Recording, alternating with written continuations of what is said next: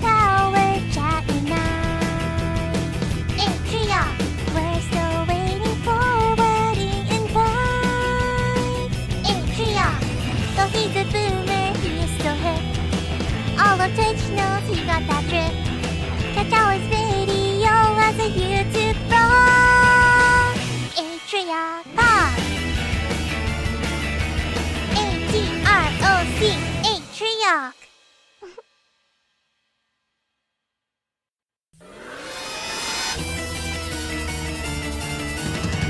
Come on! Yes! Yes! It's missed! Atrioc. Yes! Oh, we're so back! That wasn't even that hard to fix. Oh, I was worried I was about to get hit with a fucking 2-hour tech support whammy right on my first stream back. Hello! Good to see you. Let me turn on the air here as it is quite hot here in the Americas. Unlike the Japans, where I just spent a formative week learning the ins and outs of the entire culture. If anything, I'm basically Japanese myself at this point. I know the highs and the lows. I know the ins and the outs. Let me turn on this. Babe! Babe! Babe! Oh, Lord. How many deer did I kill in Nara? Great question. Great first question. I didn't kill any deer. I did punch a lot of deer. Okay, I don't kill them. I just hurt them to send a message. Okay, so bam, pop, pow, couple of these. But again, they would run away from me at that point. That's not what I heard. Well, you can't trust everything you hear from the fucking Prime Minister of Japan. I'll tell you that. Takaichi lies. Okay, she lies. When she said she saw me get off the plane and immediately kick a deer straight in the gut. Atrioc is the real one punch man. He's live early. Japan changed him. Bro, it's about to be earlier. It's about to be earlier. My whole life is flipped around. First of all, I'm jet lagged all to hell. I woke up at 2 a.m. this morning and I started grinding. And that's what you have to do in this economy, okay? You have to wake up early. You have to rise before the sun, and you have to start grinding. Obviously, I did 4 hours of sports betting. 4 hours of FanDuel, 4 hours of DraftKings. I got that out right in the morning. It leaves you time for the rest of your day. They learned that in Japan. What happened to the walk around stream? We did it on the Patreon of Lemonade Stand, I'll be honest with you, because I don't know how to do the fucking tech. So our producer did it. Zushari, thank you for the 30 months. 56 months, I'm sorry. Large Lean, thank you for the 33 months. 33 months like that game that's going to lose to Silksong. Bro, I got some bad news for Silksong enjoyers. We'll cover it, but I got some bad news if you're a big Silksong needs the award to feel happy person. I don't know how to tell you this. It's not, the odds are slim. Slim, bro.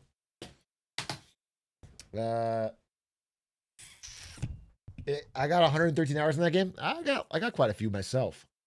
I mean, I did a no hit lost lace again. If you're wondering, if Unk's washed, I'll just let you know he's not. Okay, you can just write that. Unk's not washed. Fucking second place Hitman tournament, no hit lost lace. It's just like, not to brag, but like I just feel like I feel like this Unk is, if anything, cleaner than ever. Black Ops 7 for Game of the Year, I can feel it. Okay, I'm no Call of Duty guy. I'll never pretend to be a Call of Duty guy unless it'll help me in a conversation, in which case I'll tell you, I fucking love Call of Duty. Honestly, my favorite part of Call of Duty, the zombies. That's what I used to grow up doing with all my friends, you know? I feel like the zombies is the best part. And then, you know, I really think the story and the main campaign kind of fell off since like Modern Warfare. You know? I really think like those were the peak, but obviously it's still pretty fun. That's what I would say if I was trying to fake it in a conversation with a Call of Duty fan. But performative Gen Z.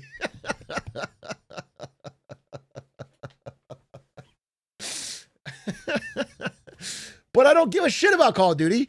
But I've heard that the new one is trash. I heard Black Ops 7, which by the way, we're at 7?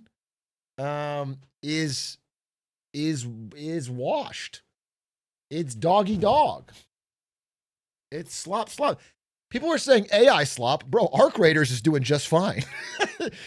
It has to be a genuinely bad game. It can't just be the AI. It's not like some massive social movement against it.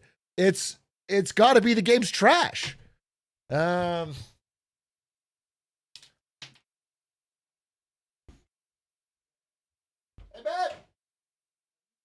My air conditioner. Oh, never mind. I found it.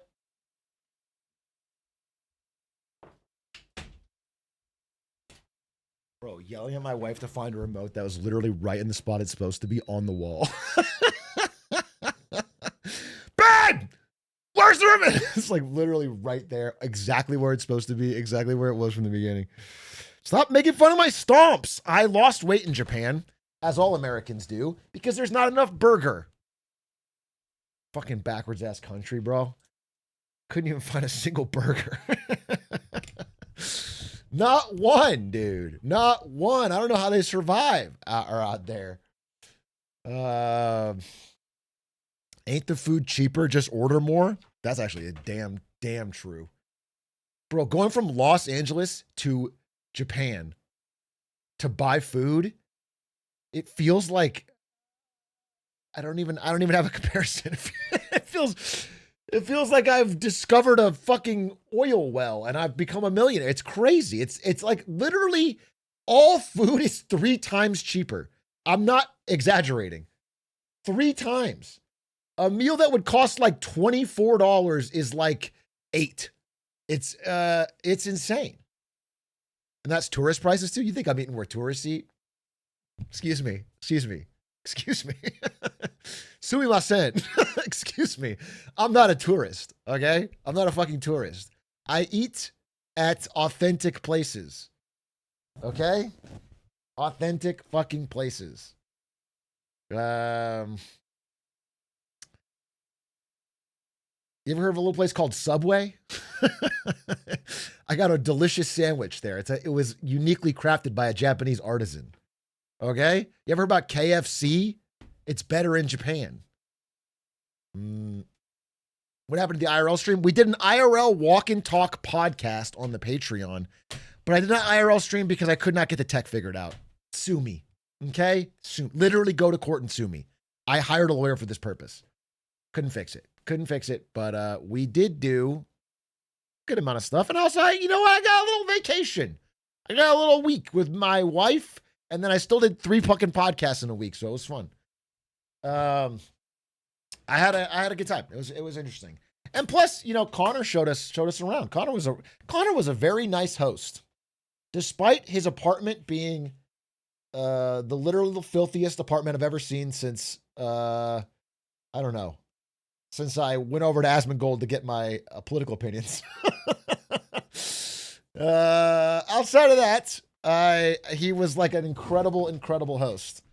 And I really appreciate that. He actually did take us to some really good local spots, and I don't know, I had a good time.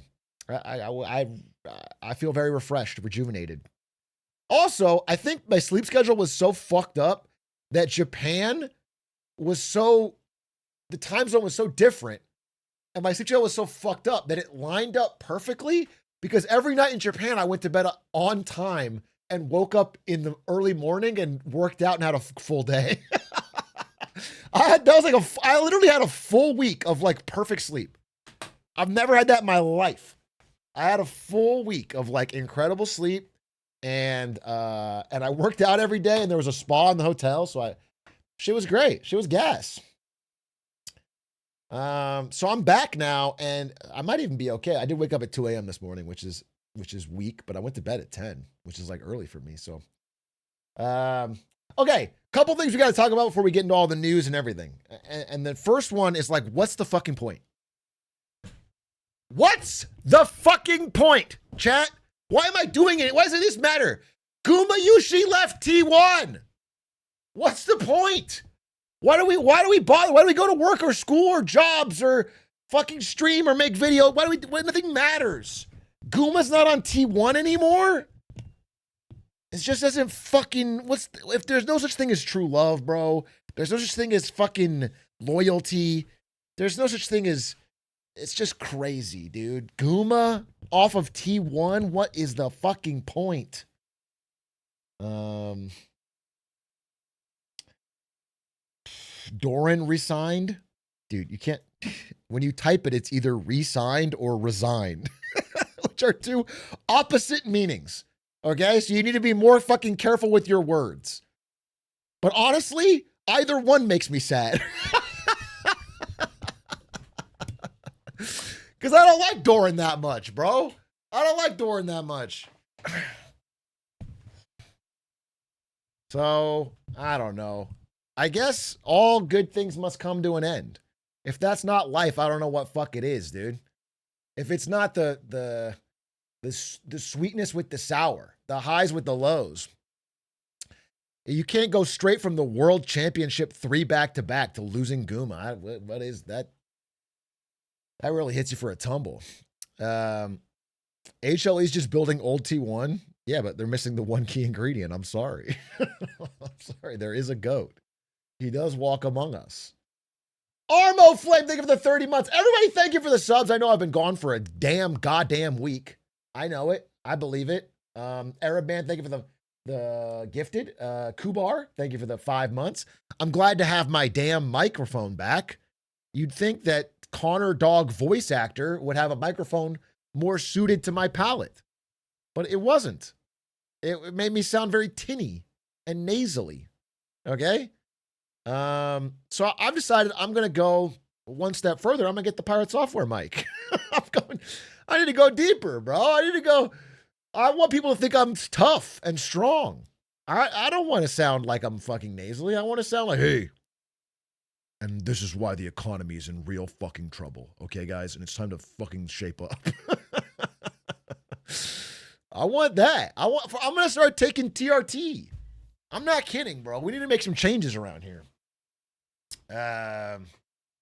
We need to make some fucking changes around here. Then Trump would finally listen to you. Trump listens to me all the damn time, bro. I said 50-year mortgage, 3 days later, 50-year mortgage. 50-month mortgage, I'm sorry. No, 50-year. 50-year. Sorry, it was so shocking to me. 50-year mortgage. I was like, I couldn't be right. RFK has gotten to you? RFK has gotten to me? Bro, RFK... RFK didn't get to me, bro. RFK didn't get to me. He made my mom feel bad about all the Tylenol she ate, but that's not me. I don't feel bad. She feels bad. Atrioc, I know you have a full docket today, but please include a scrandal. Possibly. We have a lot to talk about. The thing I want to talk about first, because I think it's more fun, you know, we always have news, and it's like, oh, God, heavy. I want to talk about the Gabe Cube, the Steam machine. I want to watch their video. I want to talk about what that means. I think it's very interesting. But I'll vibe with the chat a little bit longer.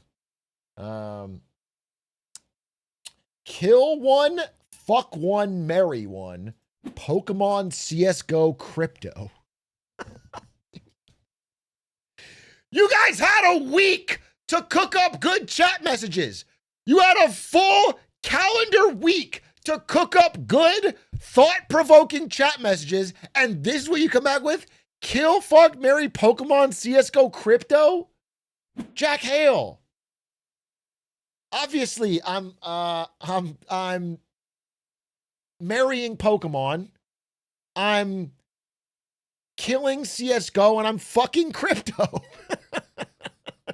And it's not close. Okay?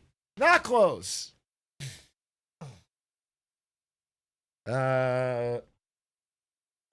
So wrong or so damn right. You let me out the kitchen and everybody getting cooked. I'm sorry.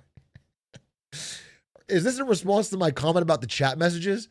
Are you that confident in your chat messages that if I were to let you out of the proverbial kitchen, that everyone here would get cooked?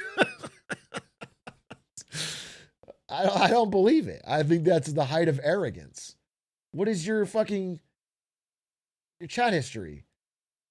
Your chat history is, Jesus Christ, my breakables. No, stomp, stomp, stomp. Because I'm stomping around. Then you said, not enough burger, only glizzies, huh? And now you're talking about how your chat messages are so good that no one else can fucking. I don't buy it. I don't buy it. It doesn't track to me. Graham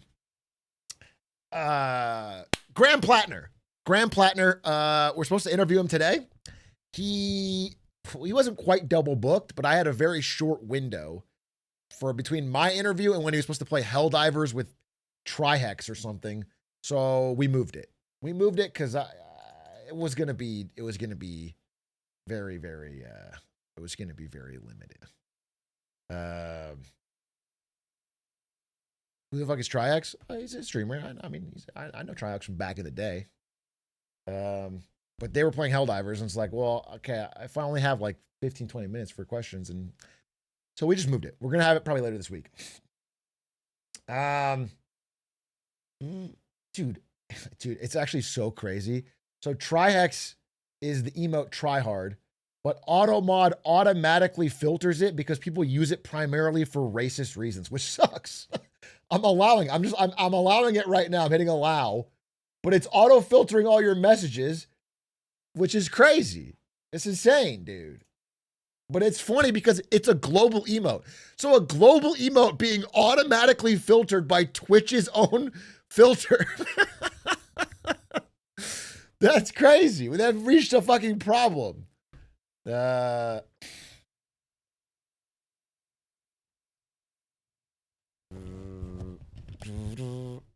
much Chinese did Aiden teach you? How do you know about that?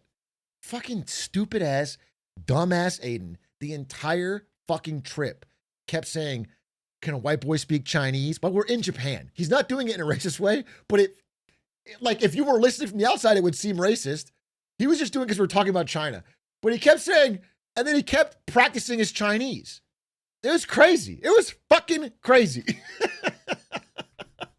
And I was getting really annoyed. He is getting really annoyed.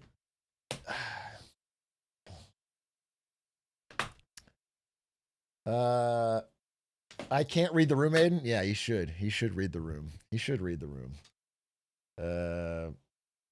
How come every time I go, here's a question. Every time I go on a trip with Aiden, I see his hog. Someone riddle me that. Someone riddle me that. Fucking New Zealand, Copenhagen, fucking Japan. The guy's a fucking exhibitionist.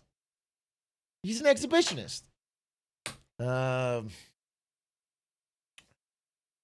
are you on Hog Watch? It was in this case it was a spa, so it's a little more acceptable. But I'm noticing a pattern really. Lord Malep, thank you for the 6 months. Bo the Hobo, thank you for the 72 months. Bo the Hobo, a salute to you. 72 months of absolute slop. Not one good stream in there, and you're still waiting, and I appreciate that. We'll get there one day, probably year 7. Year 6, though, holy shit, you are literally a day one. You're literally a day. I didn't even know I streamed for 72 months. Is that really 6 years? Oh, 24, 36, 40. Holy shit. That is crazy. 6 years. That is fucking crazy, bro. That's got to be one of my longest subs there is. Bro, what was your favorite moment? He just responded. He said, I like the Paper Mario streams, and that's about it. It's like 4 streams in 6 years. You've given me 72-month subs, and I've done 4 streams that you liked, kind of, in 6 years. That's pretty good. That's a pretty good ratio for me, to be honest. To be honest, that's a pretty good ratio for me. I should be mad, but honestly, I should be glad. You've really given me a great benefit of the doubt. Mr. Chicken, thank you for the 60 months. Thank you for the 60. Silios75, thank you for the 61. A lot of long-time subs today. Thank you very much.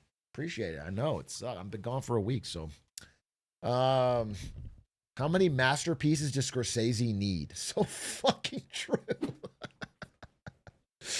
So so fucking true. Wait, you've actually said it all. How many masterpieces of Scorsese do you need, bro?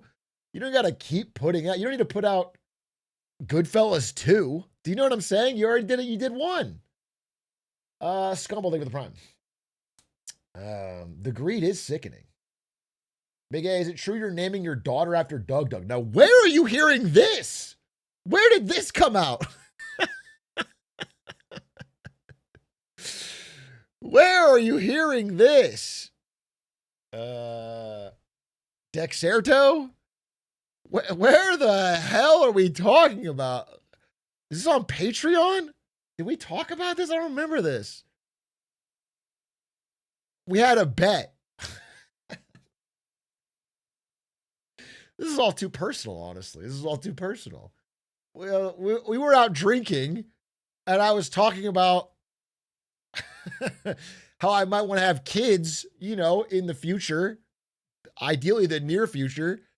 And then Doug said, if you have a kid, if your kid is conceived tonight, you have to name it Doug Gina. We had a bet.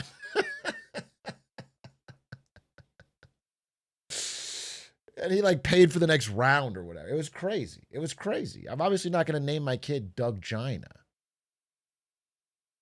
Or maybe it's Doug Gina. I was drunk, bro. Why would you agree to that? Well, I've never had sex, so I'm not worried. You guys, it's an easy bet for me to make because I'm a lifelong virgin focused on my work. Okay. So don't worry. You guys are worried too much. Thank God I was terrified. Yeah. Don't be. Yeah. Sex is woke. Many people are saying this. Many people are saying that sex is woke.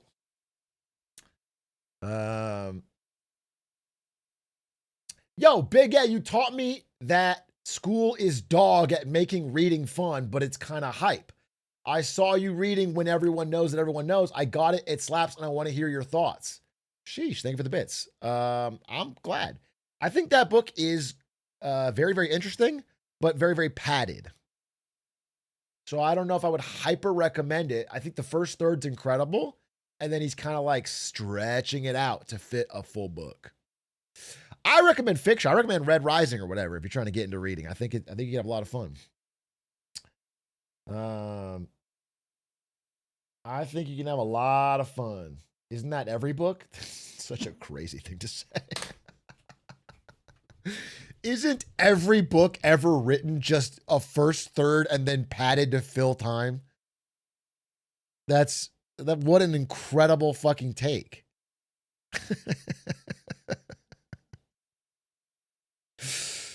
That's so wild. That's so incorrect, I think. That's every TikTok for me. You think every TikTok, the real TikTok is in the first 3 seconds and the next 6 seconds are wasted time? That low-key might be true. That's why I just never stop scrolling. I feel like if the TikTok was interesting, it would have hooked me in the first picosecond. So I just I get the vibe of the TikTok by scrolling, and I never stop. Just like a fun little habit of mine. Hey, that's why I watch only the first 30 of your streams. Bro, it's the opposite for my streams. The first third, it's like I pack all the filler in the first third. The first third's the worst part. You should skip. You should show up later. Bro, the first third, I'm just fucking yapping. It's because I like the vibe. It's got to feel, bro, it's got to feel like there's human beings in this fucking chat, or what's the point? I'm not fucking speaking to a camera.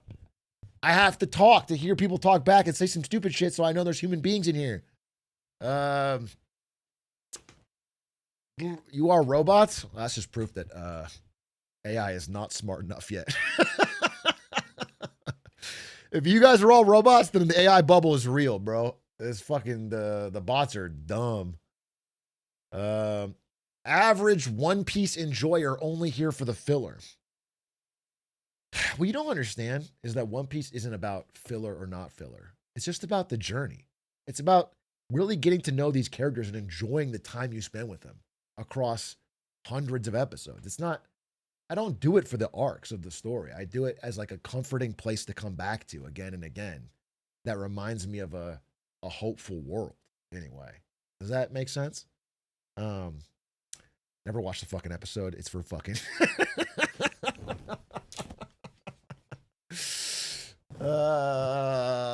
Never watched a fucking episode, dude. Bro went to Japan and started saying Luffy properly. I guess I did, dude. Honestly, didn't see a lot of One Piece stuff in Japan. I'll be fucking for real. What did I see? What did I see? I don't know. Honestly, there was a lot of anime shit everywhere, to be honest. But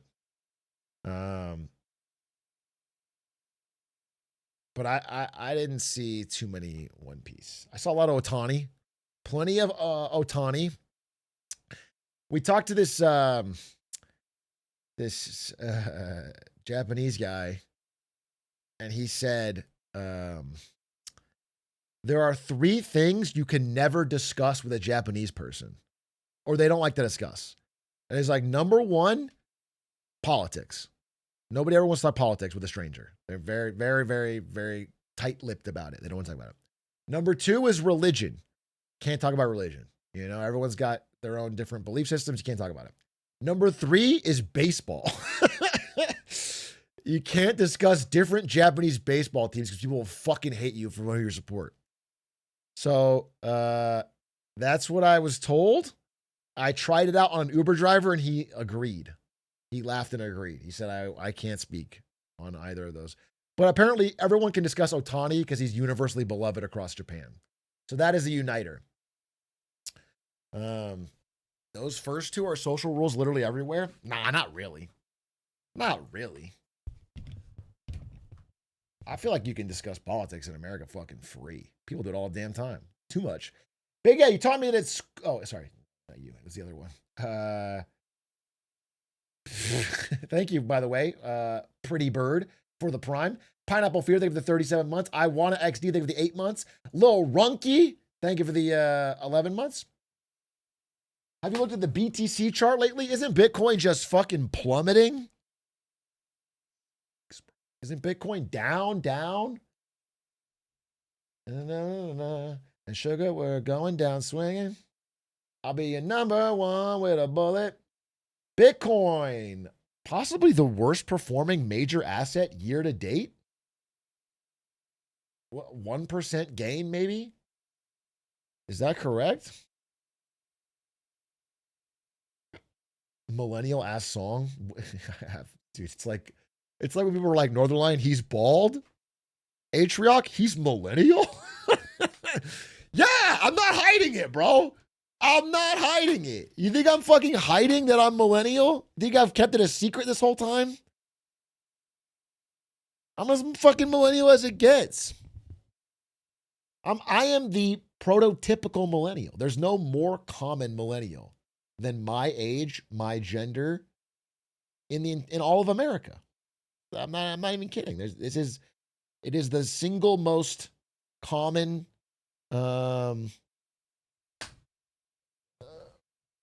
person, honestly.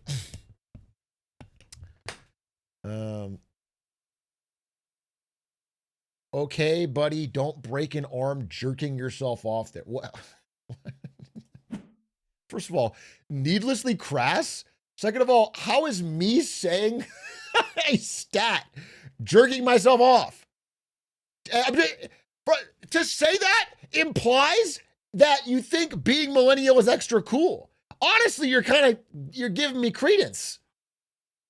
If I go, I'm millennial, and you go, wow, quit complimenting yourself. What does that say about you?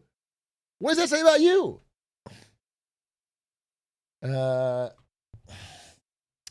Hey, Big A, I usually watch on YouTube. I keep hitting spacebar. Remember, this is live. Deshant, it's so cool that you do that. I'm going to tell you a unique fact about the live stream experience is that every single stream, I get somebody saying the exact same thing as you. I had to bust your bubble, but you are not a unique creature. It is a fact that people come from my much larger Big A Clips channel and they show up here and they say the same things every time. And they go, oh my God, I usually watch YouTube. How come I can't 2x speed? Oh my God, I usually watch YouTube. When are you going to talk about economics? Oh my God. And then they say the same. And I've heard it so many times. And so all I want someone to say is something original. Hey, big guy, I usually watch YouTube, but I can't even think of something. It's all been said. But something new would be great.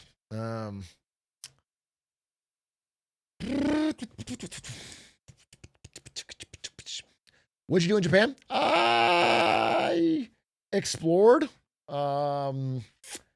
did some work, we did like 3 or 4 recordings in a week, which is pretty good. Ate some food with Sea Dog at some cool spots, met some people. It was pretty good. Punched some deer, started so I did this thing where I met Takaichi, the prime minister of Japan, and I told her, hey, what would be really fucking funny is if I talked to Xi Jinping, he's totally cool with it. Just make like a fun statement about how you'll defend Taiwan if they're invaded. And she's like, are you sure? Won't that start an international incident? And I was like, no, please do it. It'll be so funny. Xi Jinping's gonna get a kick out of it. It'll all work out. So I actually kicked off an international incident. Because I don't know if you've seen the clip, but if you haven't, it is heated up even since then. Like a third of all Chinese travelers to Japan just canceled their flights. So like it's this massive tourism hit to Japan. And then Japan is now going to like international bodies and saying we need to fucking de-escalate tensions. But then I think China just sent like not military boats. Couldn't have been military boats. China sends boats to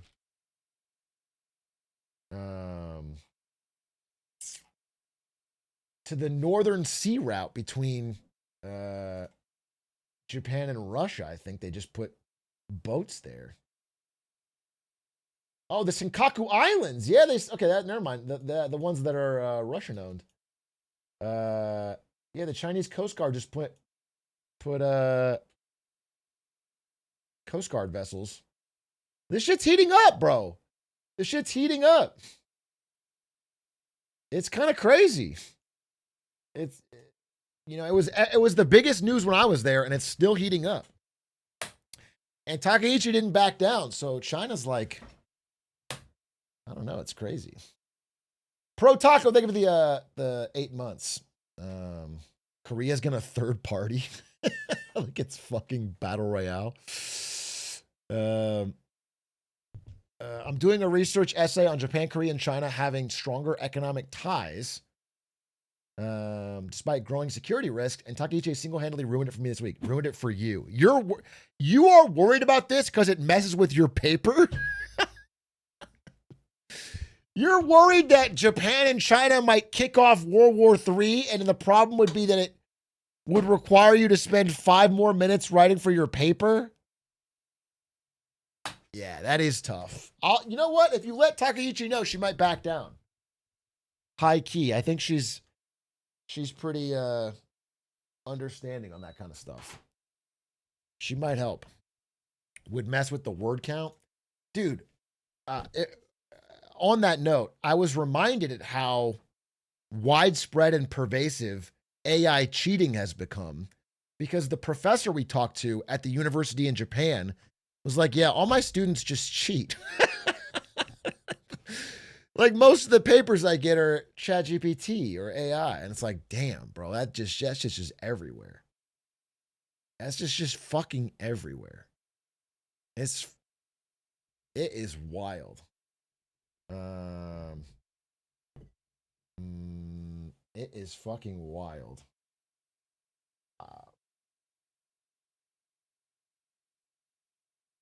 If we start working on a song now, we can still stop it at the power of releasing a charity single. Oh, dude, that reminds me. I got to talk about. I'll do that later. Hey, Big A, do you think getting an MBA and going into business is too much of a volatile future with the threat of AI? I noticed a lot of friends changing majors. No, I think an MBA is risky in general, AI or no, just because it's very, very, very fucking expensive. But I wouldn't be worried about AI as like It's too risky to be in that major. I wouldn't be worried about any individual job except for like, I mean, there's a few, but not all of them. Hey, so glad I got my reading comprehension skills before ChatGPT came out so I can dunk on all the people younger than me when I graduate college. #blessed. Dude, people who are wishing for the downfall of the youth so they have a slight advantage in job searching in 15 years is such a funny. I just hope everybody in the whole society gets illiterate so that I have a slight advantage.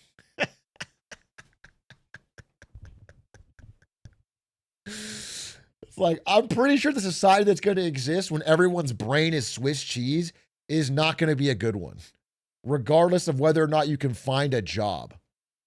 I think we should, I'm going to say that's bad. All right, I'm going to be the brave one and say that's bad. I think we need people's brains to be not Swiss cheese. At least less than they are now. Gen Z got out on top. Fuck Gen A. I'll kick the fuck out that ladder. Dude, the hatred Gen Z have for Gen A is honestly off-putting. It's off. You guys, it's weird. It's fucking weird. You guys are so... It like shit rolls downhill or something. I don't know. Gen Z... Gen A is too young for what you guys are saying about them. It's Kendrick Lamar hater energy, bro. You guys, says the millennial. What do you mean says the millennial? Millennials got beef with boomers. That's it. Millennials did not kick the fucking ladder down on Gen Z. We just lose. We just lose, dude. By the time millennials and Gen Z had any war, Gen Z already was too online to fight. Hey, people say not yet, and that's fair. Wait till we get the reins, okay? Then there'll be problems. But right now, millennials are nobody's enemy, bro. I promise you that. Millennials got no enemies right now. Give us 15 years, and it's gonna be a problem. But we got no enemies, okay? But fucking Gen Z is horrible to alpha. These little fucking iPad kids. I can't believe it.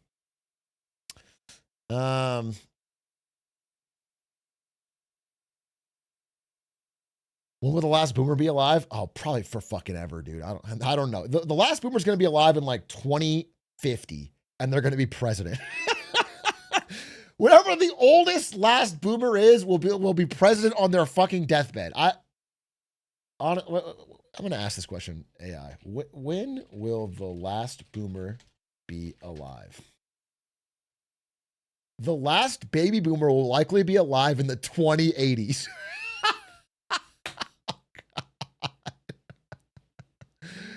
Oh, God. How is that possible? How is that possible?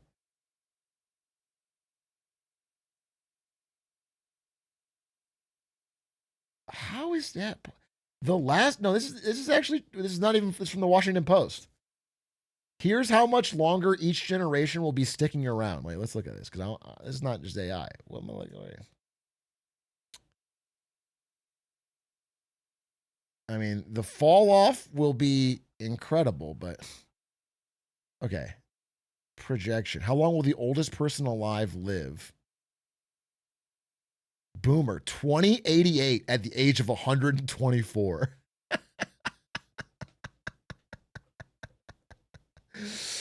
That's so crazy, bro. That's so crazy. You guys are saying it like nobody ever will live that long. Maybe one. All it needs is one person. All it needs is one. You're not saying every boomer. And this one person that's left is going to be our fucking president. It's going to be Biden on his fucking 15th term. Still running against Trump. Notice Gen Z never dies. It literally says, wait. Oh, no, you're not on here. Yeah, you're right. Oh, you can't die if you never truly lived. You know what I'm saying? The last millennial dies 2132. That's going to be me, bro. That's going to be me. I'm making it to 2100s. 2088. That's so depressing. Bro, we're going to have greatest gen still alive in 2046? They should have been gone yesterday. I'm sorry. I don't even want to think about that. I was hoping boomers would be gone by the 2030s and we would just move on, bro. This is crazy. This is unreal. How old is the current oldest person? Current oldest living person. Ethel Carterham from the UK is 116 years old.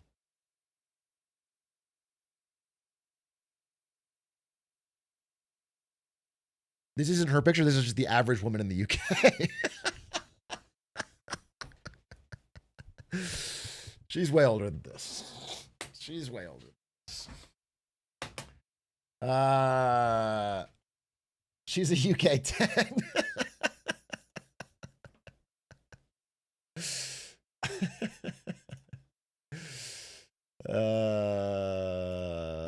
She probably smoked 2 packs a day doing that as well. I don't think so, bro. I don't think you make it to 116 smoking 2 packs a day. I know there's always the stories of like, oh yeah, my grandpa smoked 2 packs a day and fucking drank like 8 bottles and he lived to be 115. But I don't know.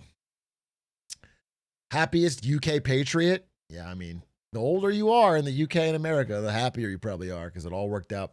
Sentinel Nexus, thank you for the 30 months. JC, thank you for the prime. Sentux, thank you for the tier 1. Tohan41K, thank you for the 2 months. Royale with cheese, thank you for the 53 months. Pink Naciel, thank you for the prime. Mastique, thank you for the prime. Rick Toff, thank you for the gifted. My granddad drank kerosene until 90. Well, there's certainly different strokes for different folks. I've never heard that as a health food, but I'm no doctor. Dude, this reminds me, this is like 2007, so pardon the language, but we were in a Ventrilo server with people of all different races. I'm just going to say this. We were boys. We would play games. We would play Left 4 Dead. We would play StarCraft. And all the boys would talk shit to each other and use a little bit of racial humor, okay? And there was this Asian guy who would make fun of me all the time. And his way of making fun of white people is he would say, we drink gasoline and watch NASCAR. You know, he'd go, glug, glug, glug, drinking up some gasoline. Yeah. He would, what else he would say? He would say like, fuck, I don't, like, what's the different types of gasoline? He'd be like, you prefer the, you prefer leaded or unleaded? You like diesel? Yeah. Yeah, it was good. It was a hoot, dude. It was a good time. And then I would say 40 slurs. Kidding. Whoa, Jesus Christ. Whoa, relax. No, he was very funny, that guy. Dude, one time, so that guy, we were friends on Ventrilo. We played games for years and years and years, but never actually met up in person because he was just a friend of a friend. You know, he lived in the same area as us, but I never actually met him.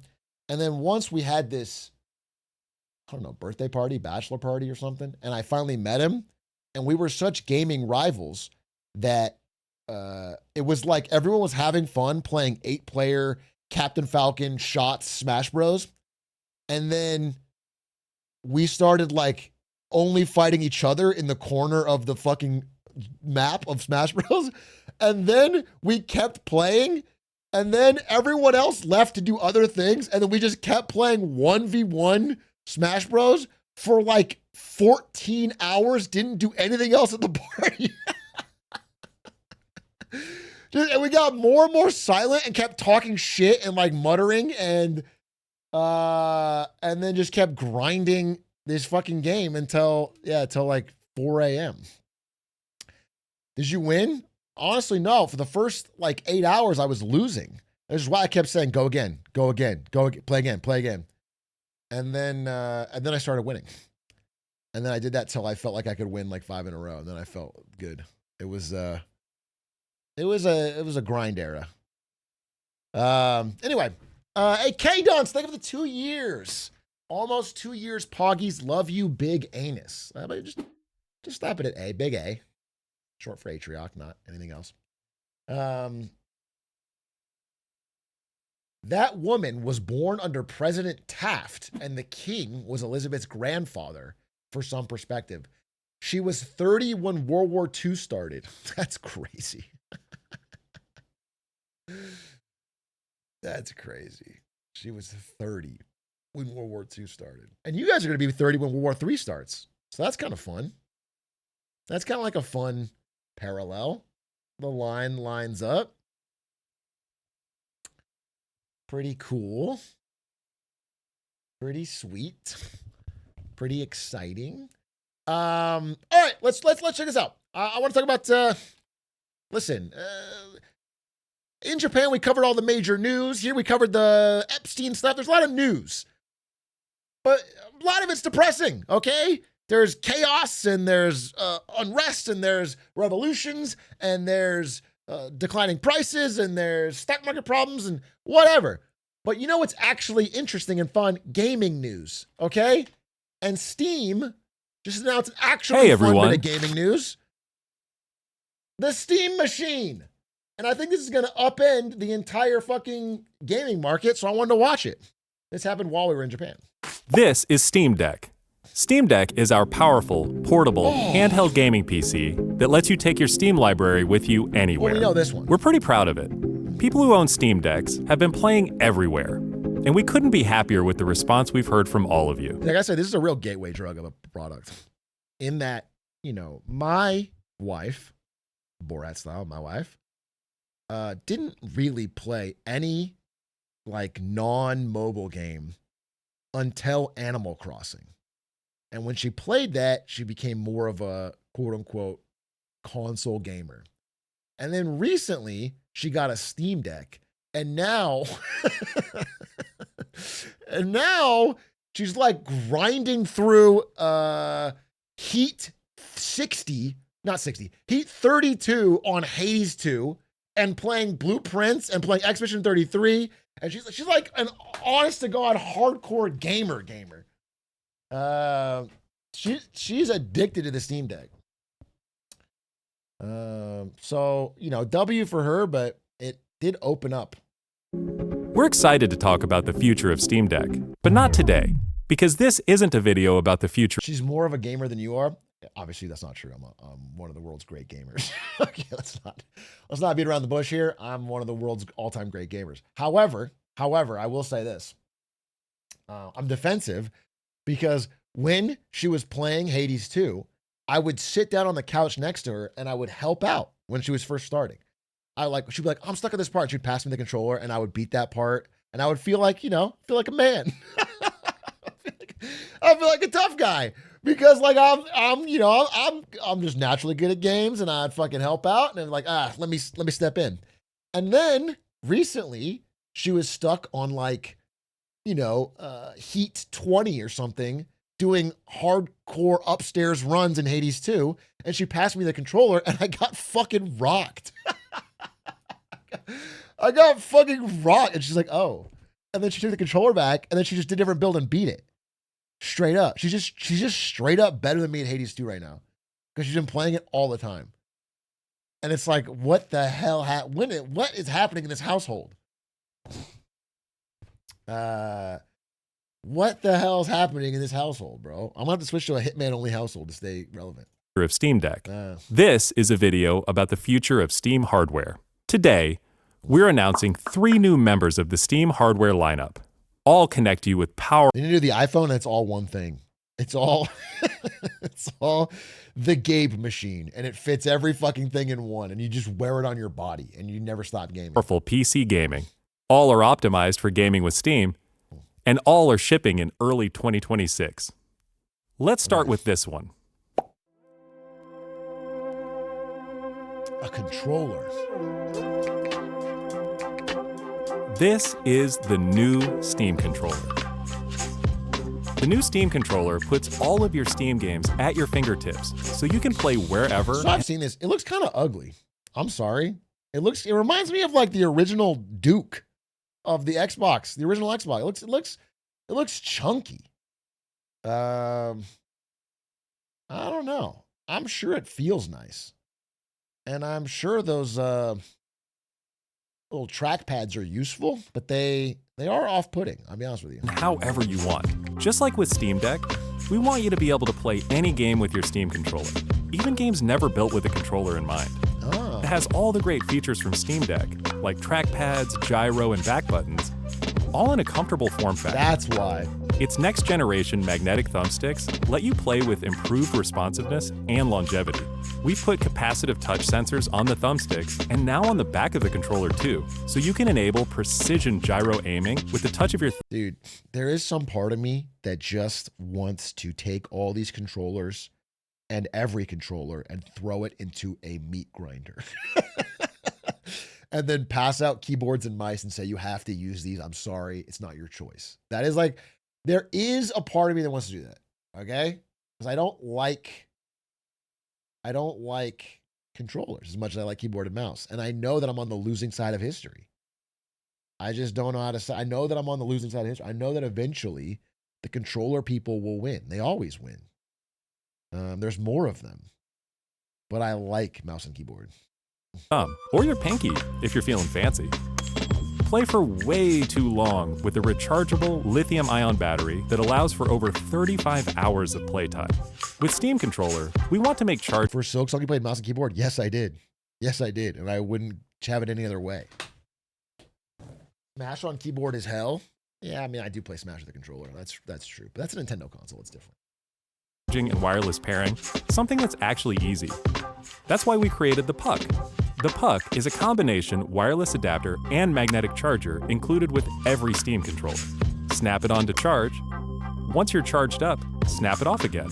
You can play over Bluetooth or a wired connection too. That's kind of cool. The new Steam controller works with any device running Steam or Steam Link, whether it's a PC, Mac, handheld, smartphone, Steam Deck, or the new Steam Machine. God damn! Oh, this is the new Steam Machine. Okay, here it is. Here it is. The Steam Machine. Steam AKA Machine is a powerful. the Gabe Cube. This is actually a really big announcement. This is like a kind of an earth-shaking new entry into the console wars that haven't been shaken up in a while. They're playing it off like, oh, here's our cute little thing, but this is like a really big move by Valve into an area that they have not competed in yet. And it's got everyone else on notice. Full gaming PC in a small but mighty package, designed for your games on the big screen. It's quiet too, which is crazy since it's 6 times more powerful than a Steam Deck, powered by a discrete, semi-custom AMD G. All right, so it is what they say. It's more powerful than a Steam Deck, obviously 6 times, but it is slightly weaker than, I'm bad at the Xbox console names, but Series X is the good one, right? Series S is the bad one. It's better than Series S, weaker than Series X, and weaker than PS5, but slightly. You know, it's like right around this Series X PS5 level. GPU, enabling 4K gaming at 60 frames per second with FSR. Steam Machine runs SteamOS made for a bigger screen, built for gaming in your living room, your office, or wherever you play, with the rest of your PC accessories. Is it woke? That is the big question, right? That is the big question. Is it woke? Steam Machine borrows some great features from Steam Deck, like lightning-fast sleep and wake, an SD card slot to easily expand your storage, and brings some new tricks of its own, like a customizable LED strip, which can show different system functionalities, Okay. or your own light show. Okay. Steam Machine is a PC, so run whatever software you want, and it works with all your favorite desktop and really gaming cool. accessories. Steam Machine is designed to work hand in hand with the Steam controller, with the low latency, wireless connectivity of the Steam controller puck built right in. That is and it's just great really for cool. streaming your games to your phone. But the big question on that, obviously, they said on social media, yeah, it's your PC. We're not going to tell you what to do with it. You can install what you want. But the real fucking question is, will it be able to play Um, like League of Legends, because it's Steam OS, so you can't like no, it's not gonna high end games, but it can't play like it can't play anything that has its own like launcher. You can install Windows to do that. Can you install Windows on a Steam machine? You have to jailbreak it or something, right? I don't think it's gonna let you do that. Will it?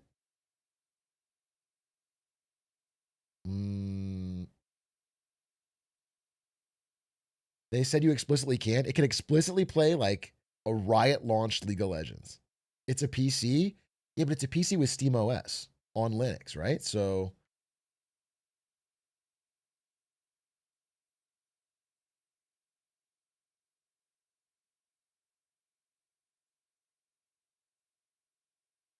let me confirm. Can you play League of Legends on Steam machine? Like, can you do it on Steam Deck right now? People are saying you can't do it, by the way, on our Steam, and you guys are all saying confidently you can. People are saying if you try to virtual machine, League detects you're using a virtual machine and doesn't launch. So you guys are all confidently wrong, I think.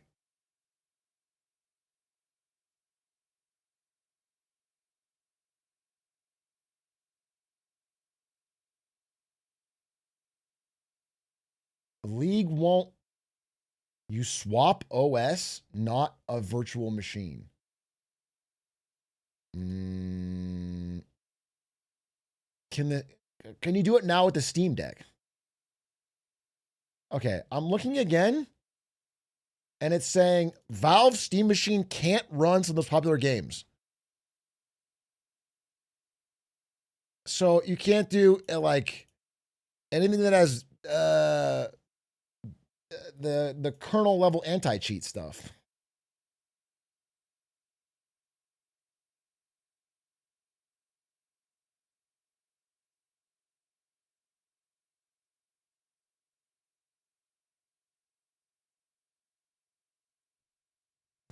You can dual boot Windows and Linux. Interesting. Let me see. What does this guy say? If you install anything with you can't do it natively on the OS, but you can run it on the hardware. People are being pretending you're someone who's really want to do that. I mean, yeah, I'm thinking it's not going to be as simple as people say, because I remember I tried to do this with I had a tablet. I had one of those new tablets, and I tried to install the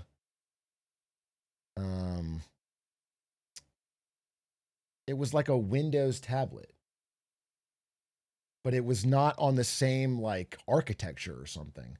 And so no matter what, it couldn't run TFT.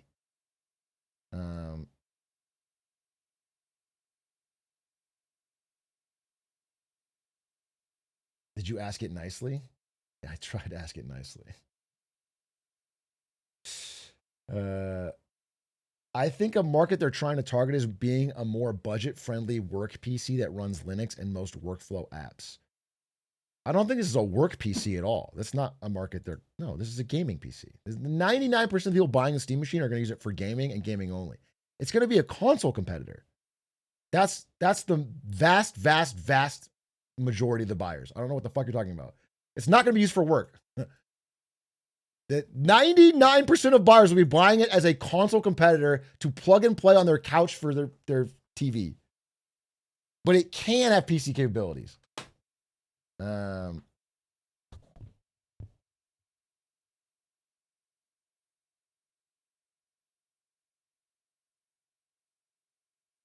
Windows will run like shit on Steam Deck. Steam Machine should be better, but Windows will have worse performance games. I'm just skeptical that this is going to be like an easy solution to do that stuff. I think it's more It's like the incompatibility with that as an option, if it sells well enough, is going to force more people into the Steam ecosystem. Honestly, it's not going to be like people can be like, just use their Steam PC to play whatever. It's going to be like everyone is going to have to start getting on Steam or including themselves in Steam to run easily on the popular console.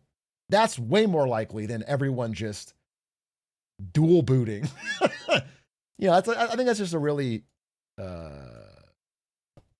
chat thing to say. But it's not correct in like the way the market's going to actually play. Highly skeptical this hardware is already outdated and the pricing will be more than console with worse performance. Where the hell did you get the pricing will be more than console? Where the hell did you get that?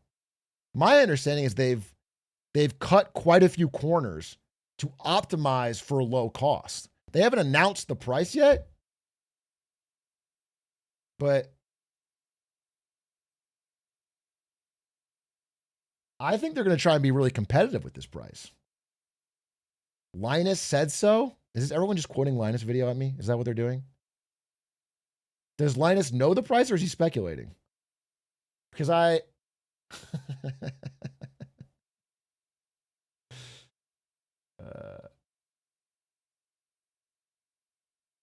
because I saw, I would say, some pretty educated speculation that it would be priced competitively to take market share from consoles, not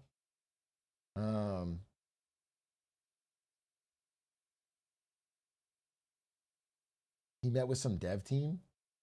Yeah, it's all speculation, but you'd have to assume with the power level being lower that it's going to try to take market share, that it's going to, like, I think Valve knows what they're doing with this. I don't think this is like let's watch the video. But I don't think this is like a goofy little project, bro. I think this is like a real muscular shove into the last area of gaming they don't have control over. I think they're taking. I think this is a powerful step.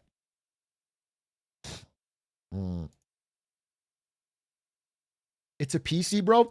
People saying it's a PC are dumb as fuck. Because the difference between a console, consoles are PCs, basically. Okay? It's not about what it is. It's about what problem it solves. A console solves the problem for the majority of gamers of plug and play, controller-based gaming on a couch. That is what it is solving. It's not about whether it's a PC or it's not. It has a gaming OS, and they want a plug and play solution. That's what this is. So it is a console competitor. It's not just a PC. Yeah, I mean, chat is so fucking dumb. There's some really dumb people in here. I think they're the. This is a console competitor. This is what it is.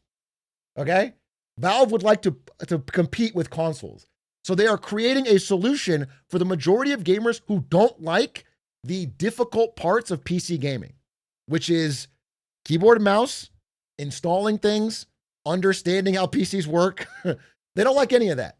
So they created the Steam OS to make it very functional and easy. And they have a plug and play, plug in controller solution. That is what they're doing. If you think otherwise, you are wrong. I don't know how to tell you.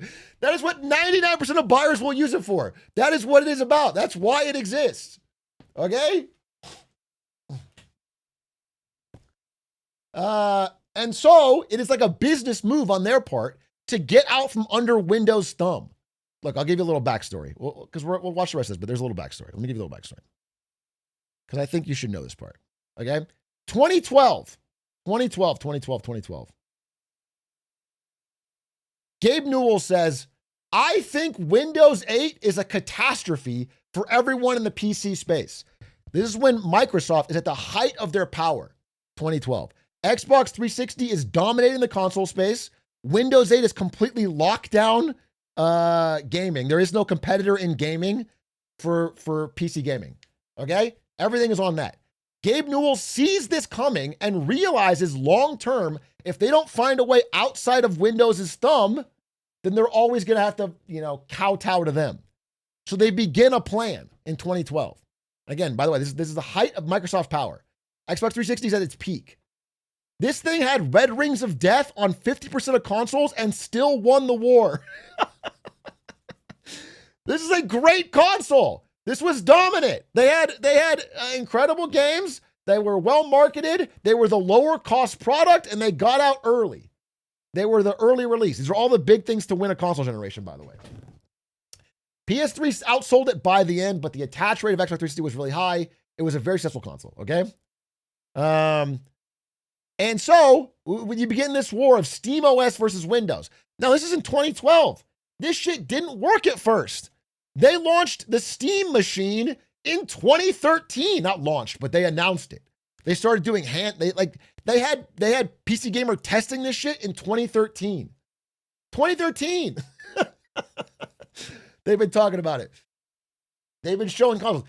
And it was part of their plan to create a new OS outside of Windows so they could completely break from Microsoft's monopoly. So they could have total ownership of the platform, the game, the customers, okay? However, these things kind of sucked. The technology wasn't there to create a affordable, all-in-one box that played the games they want, did what they want, and could sell to customers. They weren't that good at the hardware. They hadn't figured it out, okay? So this thing was a flop. Like, all the early prototypes weren't well reviewed, and they ended up canceling it by 2018, okay? For like 5 years, they tried to make this shit work. They had some partners like Alienware and Asus who made these Steam machines. They didn't sell well. It didn't work, and they canceled it, okay? But they never stopped working on it in the back end. And finally, the Steam OS had a breakthrough with the Steam Deck. The Steam Deck was actually successful. And that was their first thing of breaking out of Microsoft's monopoly. The Steam OS, their entirely run OS, people could buy a consumer product, play the games on it through Steam platform, and Microsoft didn't touch any of it. It was a big breakthrough. And then they realized they got hungry. They got the fire in their eyes. And they realized they don't have to just take handhelds. They could take the whole damn market. Because there is one sickly gazelle in the console wars right now. Switch 2 is front of the pack, selling great. PS5, front of the pack, selling great. Healthy gazelles. You know who's in the back of the fucking pack? Limping. Fucking antlers broken. Fucking barely skirting by. It's the fucking Xbox. Okay? The Xbox is doing horribly. Sales are down 29% in this past year. They have been completely trunched by the PS5, and they've been trying all sorts of random haphazard things to try and regain some momentum, like this marketing campaign where everything's an Xbox, which kind of worked because the one bright spot for Xbox was Game Pass, but then they raised Game Pass prices 50%. So I think Steam is seeing an opportunity. They are seeing that the big duopoly of like mainline console games has one really weak gazelle at the end of the pack, and they're going to kill him and move in. I don't think PS5 is particularly threatened, although it is a problem that so many of their exclusives are on PC, and now because they're on PC, they can be on the Steam Deck. That's a problem. And Switch is not really threatened at all. But the big threat here is Xbox, who's about to be fucking slaughtered. Again, Xbox also had their own handheld, which launched at $999. You know, they're just having a huge problem with prices. They're having a huge problem with exclusivity. They're having a huge problem with feeling behind the curve. And so Steam has been looking stronger than ever. So go back to this. So they launched this. They have their new console to rival Xbox and PlayStation. It is a console. Let's just be honest. This is a console. Call it a PC, call it you want, but it solves the problem of a console. And dude, I saw this headline. An increasingly delusional Microsoft desperately tries to tell everyone they're PCs and Xbox now. That is just true. Dude, Microsoft seems increasingly fucking delusional. I mean, ever since, really, it's all been downhill since that original Xbox One announcement. Ever since that Xbox One announcement where they talked for 2 hours about how you can watch TV and the Connect and shit. They've been steadily downhill. But now it's felt like they're like circling the drain. Like the momentum is totally gone. They're kind of spiraling. And Valve is coming in for the kill. This thing is going to be a threat, a real threat. Now there's like new rounds of console hardware coming. They're already pretty old, and this is weaker than them. So there is something to be said for that. But it's going to come out, I think, at a competitive price point and have the entire Steam library, a now polished Steam OS, and a catchy name, the Gabe Cube.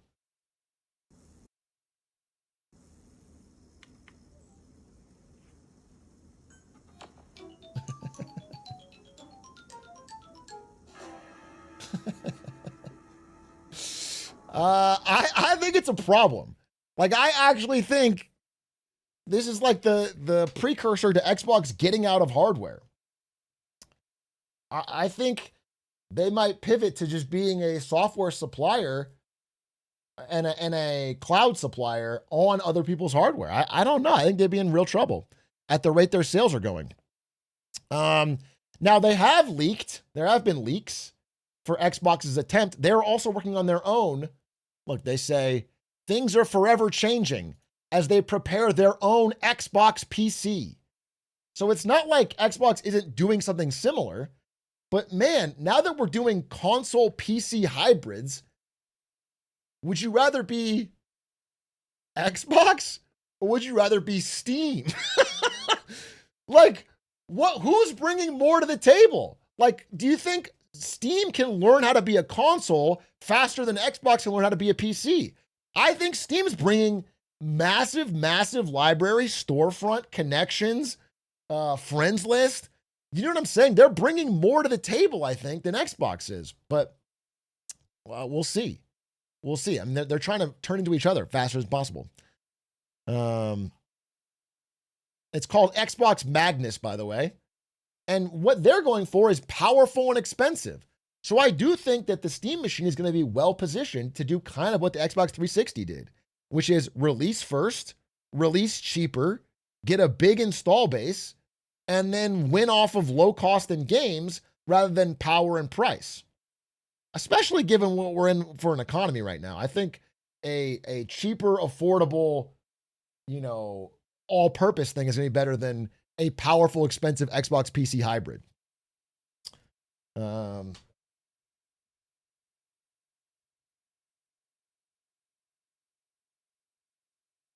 Is it actually $1,500? Let's see. The Xbox Magnet is going to be pretty expensive. I think it'll cost more than $800. I don't think it needs to cost more than $1,200. I mean, nobody knows the price of either of these things, but I would estimate that it's going to be a lot more expensive than the Steam machine. And people are going to have to make that call. But what's interesting about the Steam machine is all they have to do is get an install base. Like, I think the Steam machine is going to be cheaper than you guys think. Because once they get an install base of Steam machine, Steam OS users, people that are on Steam, use Steam to buy games, use Steam for friends list, then all of a sudden they can open that up to other console creators. So they can have Asus make a high-end Steam machine or Alienware or whatever. They can make variants that are more expensive to play more expensive games or play higher-end settings games. But you're all on the Steam OS. The way it is for PC gamers where we can't switch to Epic Game Store or any other store because we've used Steam for so long, if they can get console gamers on that, then they're hooked forever. Then they've got them for fucking life. And they don't even need to be the one making the console. Making the console is not where the money is. It's the fucking store. So I guess from a business move perspective, this is a really smart killer blow from Gabe Newell to, after 10 plus years, strike back at Windows and Microsoft when they're finally weak.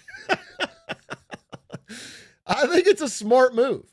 I think it looks to be pretty strong for the moment. Now, people do really like Gabe Newell, even no ethical billionaires people. They like him. But I do think it is a little crazy how much. I think this is a smart, well-reasoned, ruthless business move, and it's exciting. It's like it's cool, and for gamers, if you like Steam, I'm actually not so worried about them abusing this so much while Gabe is alive, because it looks like Gabe has found a way to enjoy his $500 million super yacht with a LAN cafe on it without pissing off all his customers, which is a true balance. And I'm impressed with that. But once he's gone, the next guy's going to want a more expensive yacht and will have to fuck over customers. So I'm worried about that in the long term. But for now, I guess I'm happy that Microsoft threw so many billions at trying to dominate gaming and cloud, and instead is probably going to lose them both. To me, that's very funny. I think it's very funny that Microsoft threw an absurd amount of money that no one else could spend, and is now getting their shit kicked in. I think that's nice, but obviously, it just creates another threat with Valve down the road. But for now, I will celebrate it. And I am excited about the Steam Machine launch. Let me also watch the end of this video. Let's see.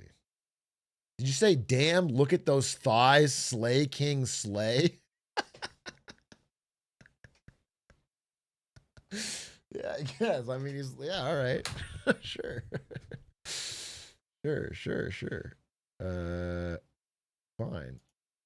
Steam Deck in his hands, bro. He knows.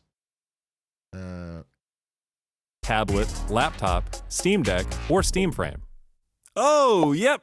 This is Steam Frame.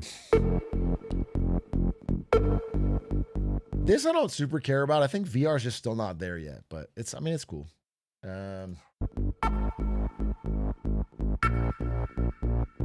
Steam Frame is Valve's next generation VR hardware. I guess I do like about it is that, much like kicking Microsoft when they're down, it's also kicking Meta when they're down. Because at the end of the day, I think it's like, it's seeming more and more to me that the store front of Steam and the friends list of Steam are two nuclear bombs that no one else can match. And Valve can just attach more things to those things rather than no one else can recreate those things. So like if you're going to play VR games, even if for whatever reason Valve had worse hardware than the Meta Quest, or it was a worse price or whatever, they're going to win in the long term because that's where you want to buy your games. Like the Steam storefront is actually like an unassailable fortress. And that's if they had worse hardware. I think they have better hardware. But like I'm just saying that I think everyone's kind of waking up to that fact. And it's going to make them quite dominant in gaming in a way that I think the big tech companies thought they could just muscle around. Stream all your Steam games, VR and non-VR alike, in this comfortable, lightweight, wireless VR headset. Steam Frame uses camera-based tracking. And, the big part of that is that Steam, for all whatever faults you have with it, has made a truly competitive marketplace that has allowed indie devs to thrive. You can't argue that. Like more so than almost maybe any storefront for gaming ever, indie devs can make serious money and get discoverability on Steam. And so, if you flash back 10 years, that doesn't matter so much because there's not that many indie games. But the indie game market has only gotten bigger and bigger and bigger and more powerful. And now the result is, it's kind of like how YouTube is slowly beating Netflix, bro. It's because YouTube has created the space, the competitive marketplace, for everyone to make their own content. And eventually that amount of content is getting big enough and more polished enough to take all this time away from Netflix. And I think it's happening with Steam and all these other walled gardens. Steam just has such an overwhelming amount of well-priced, great indie titles. Basically UGC almost, that it's overwhelming what you can pay for on exclusives. So getting into your games is as easy as slipping on the headset and waking it up. Steam Frame controllers, included with the headset, are designed. Some guy said no Fortnite Omega Lol, no Fortnite Omega Lol, no Fortnite. I guess that's true. You know what? And we have to balance that because there is no Fortnite Omega Lol. And perhaps Gabe Newell's yacht will sink when he realizes that you can't drop in risky reels when you buy the Steam machine. This could be a real problem. And with all the inputs you need for your VR titles, like motion controls and capacitive tracking for all your fingers, as well as a split gamepad layout to work with your whole Steam library. They even feature the same magnetic thumbsticks as Steam Controller for responsiveness and longevity. Steam Frame also pairs seamlessly with the new Steam Controller, a great companion for playing non-VR games in the headset. To make sure streaming is smooth and stable no matter what, Steam Frame includes a wireless adapter that lets you stream your games from your PC to your headset over a fast and dedicated Wi-Fi 6 connection. And the game is streamed to your frame optimized for VR, using new technology that allows for the highest resolution streaming exactly where your eyes are looking. Bro, this is what the world is actually going to look like once we all get into VR. This is what it's going to look like when the headset comes off. Okay? We're fucking so close. Based, but I'm ready. Ready Player One? No, the wrong part about Ready Player One was not that the world would be a dystopia, it's that the online world would be that fun. You're going to log into the online world, it's going to be like, do you want to pay for access to the Overwatch character pack? It's going to be shitty, but then the real world's going to be just as bad as they said.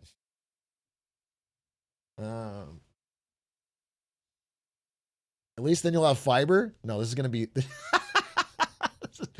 this is going to be Los Angeles 2036, but there's going to be no cables because I can't possibly even envision fiber in my future. It's still going to be a fucking antenna up here, and it's going to be fucking using new technology that allows for the highest resolution streaming exactly where your eyes are looking.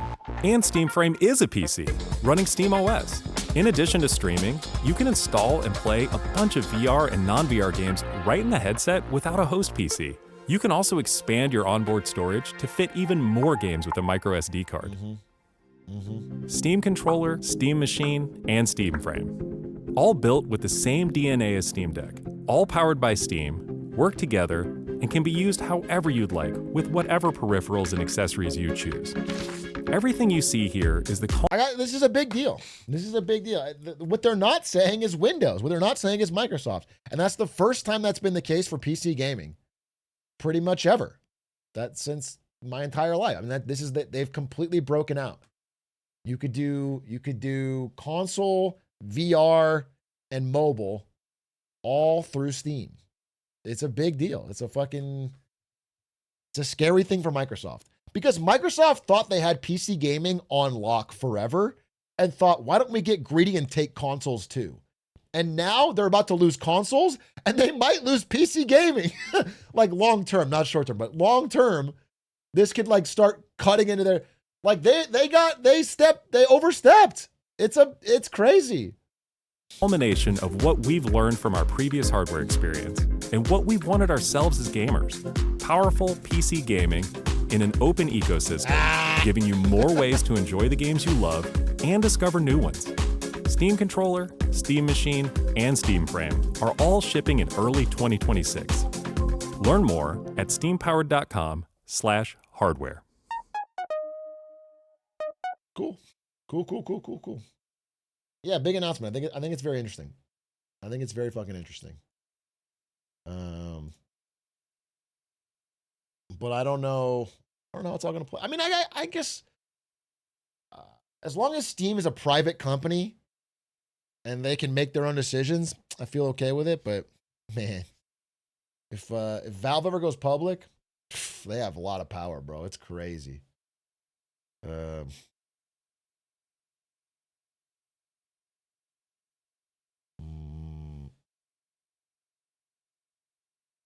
Atrioc hates the Steam machine because it uses an AMD chip. I got news for you because I worked at NVIDIA. I can just reveal this. NVIDIA doesn't want to make this fucking chips for consoles. They don't want to. It's a low margin business. You get paid jack shit and you have to use up all your foundry time at TSMC. NVIDIA doesn't even want to make fucking GPUs for gamers, bro. fucking reveal it. I'll fucking reveal it. If they didn't already have that business, they wouldn't want to do it because, look, they have to go to the TSMC foundry, okay? And they have to buy, they got to buy space and time here, okay? And they're competing with fucking Apple and everyone else, all the whatever, everyone that makes or needs chips, Samsung, every fucking person. They have to bid for this time, and they have to bid for like years in advance to get foundry time, and so they buy as much as they can, that much as TSMC will give them, and then they want to use 90% of it on AI chips. That's kind of why there's like always a shortage of the gaming ones, bro. They make as much as they can reasonably make to sell to gamers, but the rest of it is going to AI chips because you can sell those for 50 grand.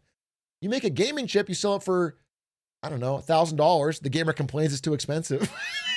You make an AI chip, you sell it to Zuckerberg for 50 grand. He's like, oh, I want 50 more. Okay. So from an NVIDIA POV, they would rather just use all their foundry time on AI chips. And so they have no interest in spending. I mean, they already make the Switch chip and probably want to get out of that, but they did it anyway. Nintendo deal. But they don't want to make the console ones. They used to. I think NVIDIA made the chip for maybe the 360. One of those. What?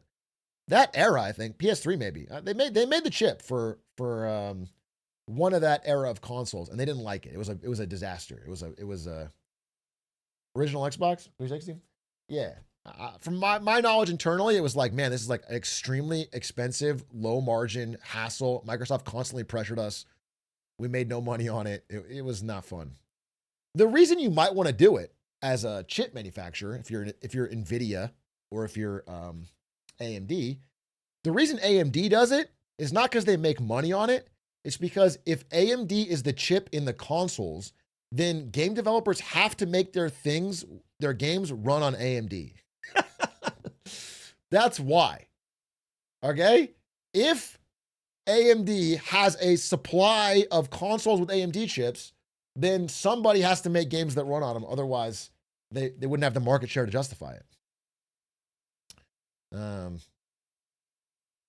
So it's a little insight into why the things are the way they are in the console business. But NVIDIA's got enough market share to not worry about that, and they don't want to waste the time. Switch 2 has an NVIDIA chip? Yeah, I mentioned that.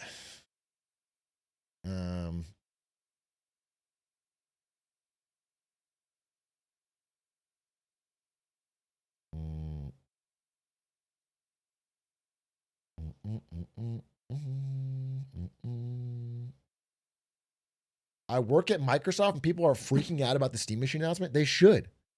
They should. I think if there's a point of this presentation today, it's that Microsoft is a sick gazelle about to get eaten by a fucking hungry lion. They shrugged this off 10 years ago, and now it's 10 years later, and they are 10 years weaker in gaming. And Steam has never been stronger. This has been the 2 years of indie Steam hits. PC gaming has never been stronger, but there's like a huge chunk, like, honestly, I think it's like 80% of gamers who simply will never, ever game if they have to use mouse, keyboard, and install things. That's just the fucking truth. Just most gamers will not game unless they can fucking pop it on a TV on a couch with a controller. That's what they want. And Steam Machine is going to allow them to get the access to this incredible Steam library and Steam OS without the form factor they hate.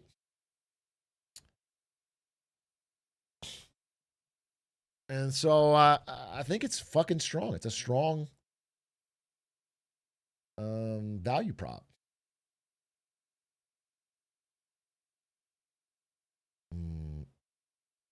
This is what LTT was told about the price. Let's see. They did give me one hint, though. They said that while they expect it to be very competitively priced with a PC, that it will be priced like a PC, rather than like a console with games subsidizing the upfront hardware purchase.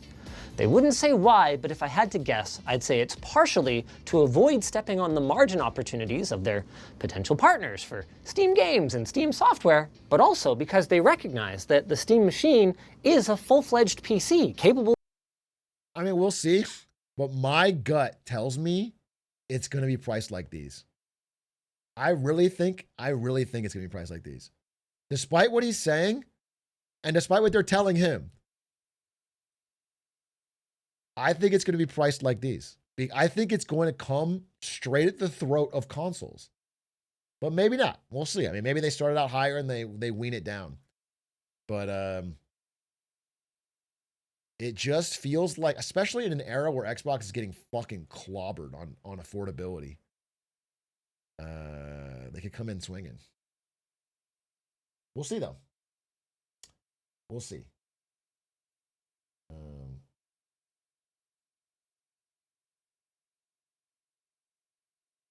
It's going to be priced at $67. And then Gabe Newell's going to come out and go,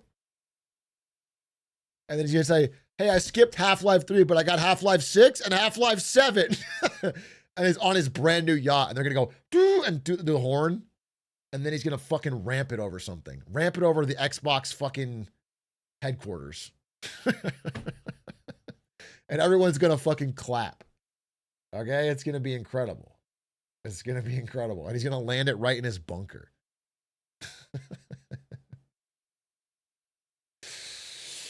What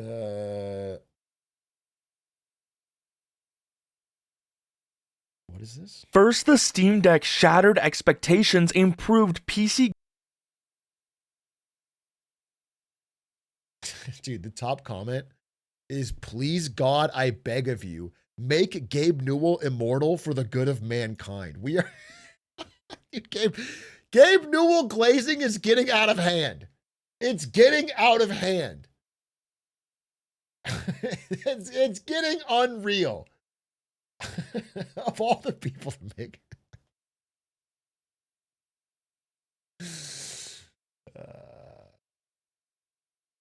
Dude, it's funny because I think people are just so used to getting fucking dicked over by companies like Microsoft that Steam, which is still like, you know, doing everything in its own best interest. Just like not extremely predatory. It's like, oh my God, he's the savior. He's the fucking, like, they're making a healthy profit on everything. They have, if anything, a monopoly on PC gaming, and they've gotten a lot of kids into gambling. Yeah. A lot of kids have gotten a lifelong gambling addiction from CSGO knives. Is Steam the Costco of gaming? That's a great analogy. Yes. Yes. Costco is similarly loved because they share some of their surplus value with the customer. And I think Steam does the same. And so they've compounded. I do think like the Steam store is one of the best aspects to show somebody how competition among different players benefits them, to how a market with competition benefits them. It drives prices down, innovation up. You get a lot of opportunity. Like, I think Steam is the Steam store is unironically one of the best examples left for regular people of how it benefits them, because so many other markets are captured by like one or two duopolies where there's no competition. So they don't see it.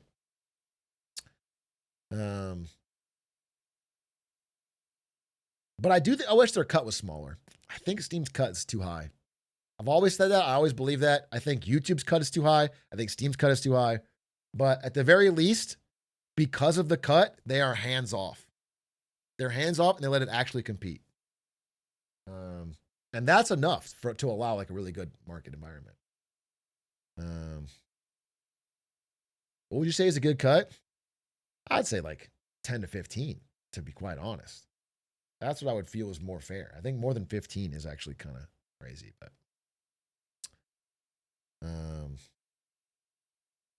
what's it now? 30, yeah. And YouTube's cut's 50.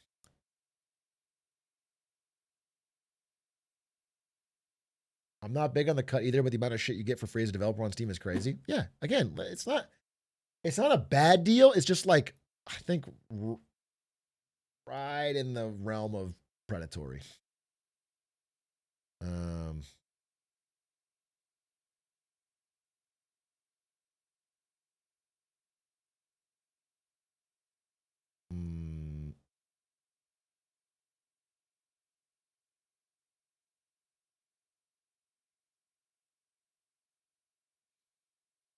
You laugh, but after World War III, Gabe will have all the leverage because he owns the bunkers. Will be forced to use Steam machines. Bro, the way this chat acts, they will have bought Steam machines during World War III, and they'll be playing and posting memes as the bombs are dropping. So he's not gonna have to force shit. They're gonna be fucking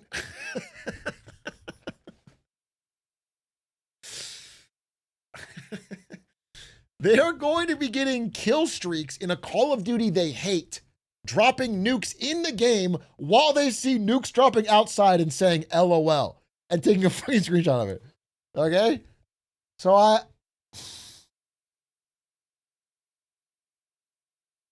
what was LTT about to say? I'll watch if you want to see. What was he saying? They did give me one hint, though. The upfront hardware purchase. They wouldn't say why, but if I had to guess, I'd say it's partially to avoid stepping on the margin opportunities I think it's of going to their be potential partners cheaper than for he's saying. Steam games and Steam software, but also because they recognize that the Steam machine is a full-fledged PC, capable of being used as a full-fledged PC. There's no guarantee then that, say, a corporate purchase of 10,000 of these things would result in a single game sale. So they really do need to protect the sustainability of their hardware business. I'm not saying this could never happen, but I am so gonna take the under on companies buying tons of Steam machines. I don't think this is gonna happen. I do not think that there's going to be large purchases of these things by non-gamers. This is a gaming this is a gaming console. That's essentially what it is, a gaming console. Unless, because there was that thing where militaries were buying PS4s or whatever to rip out the hardware. Like if somehow it's undercosted to where there's arbitrage, or PS3s, I'm sorry, and you can like buy this and it's a better value, then theoretically, I guess. But assuming it's priced even, at cost, I don't think that would ever happen. And I don't think anyone's going to buy this for office use. I think that's very silly. And I would take that bet that it doesn't happen. Like en masse, it's a real market share.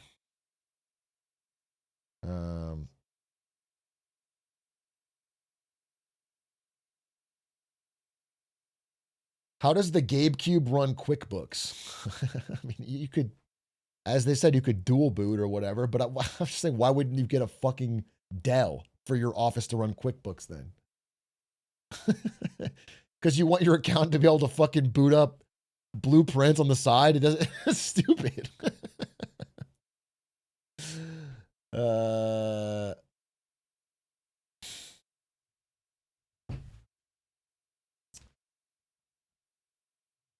Okay, guys. It's been a minute since we've been live, and one thing I really wanted to understand better is what the fuck is happening with all the Epstein list drama. Like, apparently, and I call it drama because I think people are really trying to say this Epstein guy was a bad guy or something. Like, did the list come out and he was vindicated? Or what? I'm getting the sense that, like, I'm catching up late, but Jeffrey Epstein might have been a bad guy. He might have been like a real jerk, honestly. So I know that CoffeeZilla on his Voidzilla account made a fucking update, and I wanted to check it out because I've been in Japan. I know the gist of it that I know is that some new Epstein emails were leaked, 20,000 new documents, some of which reference Trump. I read some of them. Most of them were about how Epstein thinks Trump is absolutely dog shit at business and will screw you over at a moment's notice. The ones that I read didn't even mention pedophilia or women. It was just that, hey, this guy will fuck you over if you do business with him. I mean, not the best source, Jeffrey Epstein, but he seemed pretty confident talking to other rich, evil people that, man, of us, Trump is the worst. That was the emails I read. But apparently, there is also an email between Jeffrey Epstein and his brother, Mark Epstein, where Mark Epstein says that Trump blew Bubba, aka Bill Clinton. And so now there is the joke around the world that Trump has had sex, actually, I'm sorry, not sex, had oral sex with Bill Clinton, and that Vladimir Putin has the tape. Now, I'm going to be honest with you. I think it's very, very funny. I think it's obviously a joke in the emails, and I don't think it's super real, but it does make the longing looks between Trump and Biden during the election a lot funnier. It does make it a lot funnier. So I'm not too down on that. Now I do want to watch what Coffeezilla had to say, because I'm sure he did a deeper dive, and I would like to know that because I've been in Japan.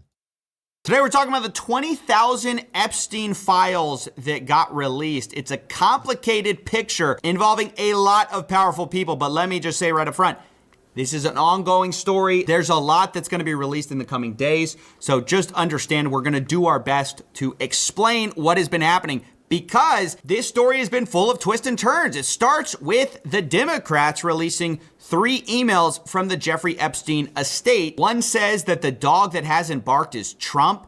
A victim spent hours at my house with him. Another says the victim, Mar-a-Lago, Trump says he asked me to resign. Never a member ever, Jeffrey Epstein. Of course, he knew about the girls as he asked Ghislaine Maxwell to stop. And then the third email is from Michael Wolff talking about Jeffrey Epstein's association with Trump, saying you can Video audio is too loud. Let me turn it down a little bit. hang him in a way that potentially generates a positive benefit for you, or if it looks like he really could win, you could save him generating a debt. Basically implying the idea that Epstein would have some kind of compromising information on Trump. But that was just the start of it, because then after that, the GOP came out swinging and they said Democrats whine about releasing the files, but they only cherry pick when they have them to generate clickbait. You deserve. I do think it's funny to imply that, you know, that you're cherry picking the good email or the bad emails between Trump and Epstein. Like you shouldn't have any. It's like you're not even looking at the emails where Epstein said nice things about Trump. You're only looking at the ones where he implied that he knew about sex with underage girls and was perhaps involved. It's just crazy. Like there shouldn't be any. It's the cherry picking is a crazy counter argument. There should not be any. For most people, you cannot cherry pick Epstein emails. The full truth. And then they released over 20,000 files. Some of it had to do with Trump, some of it didn't. Importantly, 2 of the emails that were in there were some of the ones that the Democrats released, except they were unredacted in the GOP copy. And these lack of redactions are obviously very intentional. So we see first, I want you to realize the dog that hasn't barked is Trump. And then it says, Virginia spent hours at my house with him. Now that name is really important because it's Virginia Giuffre. She was the Prince Andrew accuser, but importantly, she did not accuse Trump, rather saying that he couldn't have been friendlier. This obviously is one of the main reasons the GOP appears to have released this, because in part, they're implying that, hey, if you release this redacted, people are going to speculate who this victim was, thinking that there was something that happened, but actually the person that's in there didn't accuse Trump of something illegal. And so this is sort of the implication here with the Democrats saying, well, you're unredacting a victim's name. So that's been the battle there. Specifically, the second email, by the way, just further confirms it. It says blank worked at Mar-a-Lago. She was one of the ones that accused Prince Andrew. In the Democrat copy, all of that was redacted because, of course, it gives away the fact that we are talking about, once again, Virginia Giuffre. Okay. Also, in these emails released by the Republicans, it says Blank worked at Mar-a-Lago. Trump knew of it, came to my house many times. He never got a massage. That's straight from Jeffrey Epstein clearing him of a massage, which obviously is the one person you most don't want to get a massage from. So honestly, that is good for him, which is obviously why they released it. Begging the question why they didn't release it sooner. Maybe it's because they didn't want people to know that Trump knew about the girls. Now, one thing I want to talk about is the fact that Epstein is saying, hey, look, Trump publicly said that it was me that he asked to stop, but actually it was Ghislaine that he asked to stop. And my question here is, if it is Maxwell that was the one who poached Virginia Giuffre from Mar-a-Lago and then trafficked her, then why is she getting so much special treatment? I mean, that is the part where the Republicans don't look good at all. I mean, what is going on with Ghislaine Maxwell, a convicted sex offender, trying to get a pardon, getting Todd Blanche to give her a softball interview, and then she immediately gets preferential treatment. Look, we've been over the fact that she's at basically a special prison in Bryan, Texas, where normally someone of her status wouldn't be allowed to go to because it's too nice, it's too low security. But in addition to that, new reports are saying that top officials at Camp Bryan are sick of being Maxwell's Federal law enforcement staff working at the camp have been waiting on Maxwell hand and foot, including, waiting by the on way, her hand and foot? She's been given a puppy? Why the fuck is Ghislaine Maxwell getting a fucking spa treatment? She's been given a puppy as part of the preferential treatment she's been receiving. Overwhelmingly, Maxwell has been getting a super nice ride in all of this. This, of course, makes us all wonder, once again, what do they have on Trump? I mean, why treat her like this if she doesn't have something compromising in all of that? It just kind of begs some questions you probably don't want to ask. Also very suspicious is the fact that immediately after this report came out, Trump personally called Rep. Lauren Boebert, urging her to withdraw support for releasing the Epstein files. Bondi, Blanche, and Patel were going to meet today about the Epstein files. This, of course, is furthering the idea the White House has no interest in this story. I think Trump tweeted multiple times today about the Epstein hoax. Again, we've heard that a million times. And the question is, why are you acting so suspicious if you have nothing to hide, right? If you didn't get the massage, which Epstein says, what are you hiding? Why are you so worried about all this stuff coming out? By the way, Press Secretary Caroline Leavitt was actually asked about the White House pressuring people to get them not to sign for the release of the Epstein files, and her response was pretty insane. Why are White House officials then meeting with Representative Boebert in an effort to try and get her to not sign this petition calling for the release of the files? Doesn't it show transparency that members of the Trump administration are willing to brief members of Congress whenever they please? Doesn't that show our level of transparency? Doesn't that show the level of transparency when we are willing to sit down with members of Congress and address their concerns? It shows transparency to try to go and block files being released on the world's most prolific. But I do think this is a little out of date, though, because Trump did flip recently and is now like, release all the files. But I think they've made some changes to make that palatable. So we'll catch up to that. In fact, we know about it. That's the transparent part. It's just insane. I mean, that's the kind of spin we've expected with this story all along. That's been part of what's been so frustrating about all of this.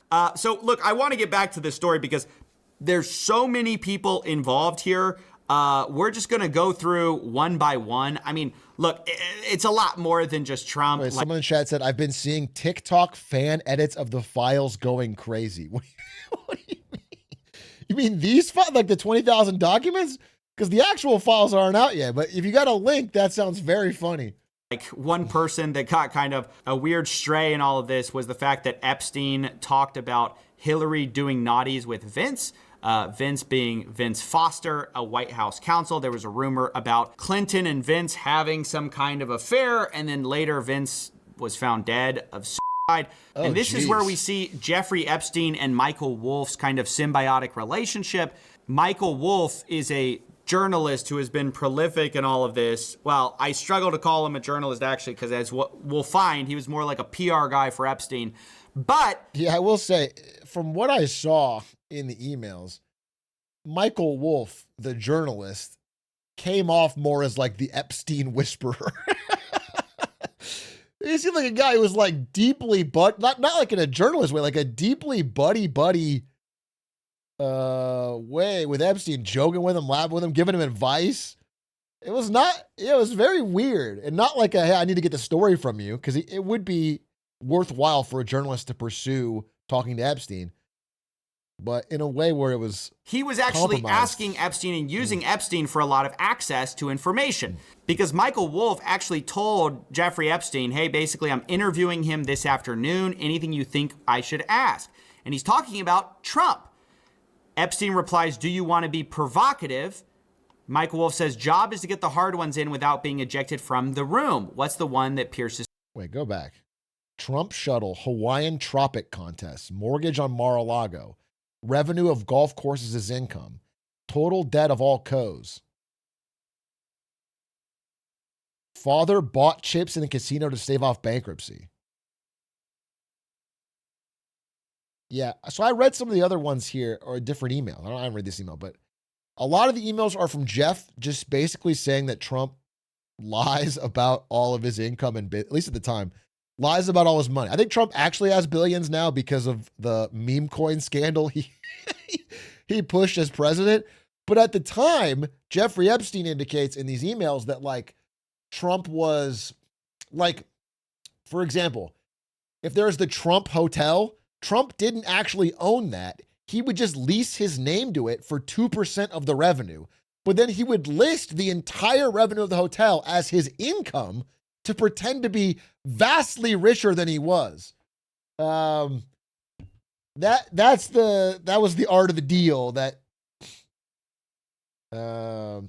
Michael Wolff says, job is to get the hard ones in without being ejected from the room. What's the one that pierces through? Jeffrey Epstein basically says, hey, you can do this softball. That's a Hillary problem. He would smile, and then you can ask about his relationship with the electricians union and Mar-a-Lago, and out you go. Obviously hinting to the idea that he's going to get kicked out if he asks about more sensitive subjects.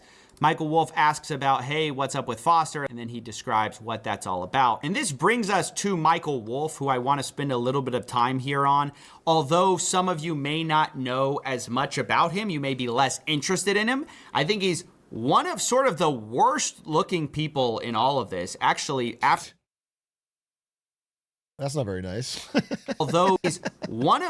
I mean, look, we can attack his journalism, but let's not body shame the man.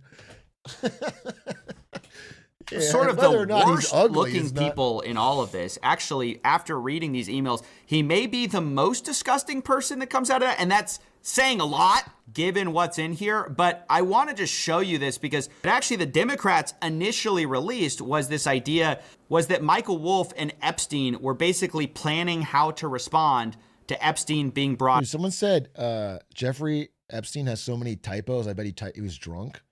And I'm just going to say, in my experience, this is just how rich people type emails. This is my honest experience. The higher you would go up the corporate ladder, the more they type like this, bro. They type fucking like all lowercase, bad fucking punctuation. It's all just rumbled together. So I don't know. This seems very par for the course. Up in the context of Trump. Michael Wolff says, I hear CNN is planning to ask Trump about his relationship with you, either on air or in Scrum afterwards. Ever since my gold took off, I've been dropping punctuation. I used to all the best, Brandon, at the end, and now I don't even sign off, bro. I don't even sign off. I swear to God, I don't anymore. My emails, I don't write the ending. It feels like I don't have to. I got gold. Epstein says, if we were able to craft an answer for him, what do you think it should be? That being interesting because it's like, wait, were they in touch with Trump at this time? Because Trump denied being in contact with Epstein basically since early 2000s. But anyway, if he says he hasn't been on the plane or to the house, then that gives you valuable PR or political currency. I will say, sorry, one more thing on that note. This is actual advice for people in chat. This is actual advice. Drop the exclamation points from your emails. From now on, forever. Don't use a single one. Don't type like this. Don't type like this. This is crazy. They'll hate you for this. But drop all of them. It's going to be hard for you to do. But just drop them all. Find a different way. And then here's the second pass. After you do that, that's your first assignment. No more exclamation points. Find a way to type it and seem not like an asshole without using exclamation points. The second thing you got to do is after you finish writing your email, look at it and realize you used the word I like 40 times and start cutting it out. I promise you're going to look at your email and you're going to say like, I did this, I'm going to do this, I think this. You said I like 1,000 times. You need to cut it out. You have to chop all that down. You need to use more corporate we's. You need to be like, we did this, or just cut out all the, what is the type of word? We, I, what, what is the fucking word of that? Wait, like the pronoun. Cut all the pronouns out, dude. Cut all the pronouns out. Sorry. I'm not woke. Cut all the pronouns, dude. Just make it more vague, honestly. It's gonna sound crazy. It works. I promise you. I'm not blowing smoke. Fewer eyes, fewer exclamation points. It'll work. And hang him in a way that generates a positive benefit for you. Or if it really looks like he could win, you could save him generating a debt. Of course, it is possible that when asked, he'll say Jeffrey's a good guy that's gotten a raw deal and is victim of political correctness, which is to be outlawed in the Trump regime. Now, if it doesn't sound like PR, it might be sounding like blackmail to you. It's like kind of a little bit of both. Michael Wolff is basically conspiring to generate a debt for Jeffrey Epstein from Trump, who is about to become the most powerful person on the planet. So that's really bizarre because Michael Wolff has positioned himself as sort of this truth teller about Jeffrey Epstein and he's got all these tapes that he's going to release showing how close Trump and Epstein were. But it's like behind the scenes, he was actually kind of running PR for Epstein, which is sort of the worst thing you could have ever done. This is in 2016. Michael Wolff is talking to Epstein about a Patterson book, which later becomes the James Patterson Filthy Rich book. He says basically that would present some time issues if it was released too early. You would not be able to do a competing book or documentary before then. That's not to say it shouldn't be pursued. In a sense, better to know what Patterson's position is and a year from now be able to counter it. In 2016, he's playing like PR, I'm going to fix your reputation, Jeffrey Epstein. He then says that. That's a tough. In 2016, I guess, but man, signing up to be the PR person for Jeffrey Epstein in 2016.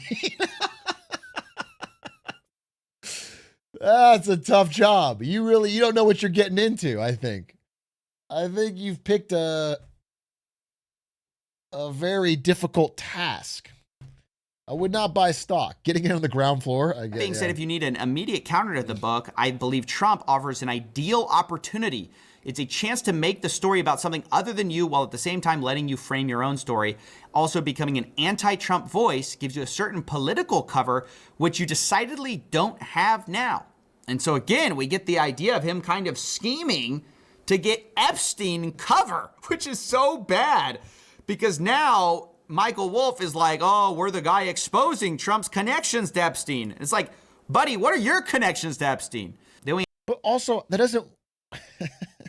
Epstein can't get cover by exposing Trump's connections to Epstein because he's Epstein.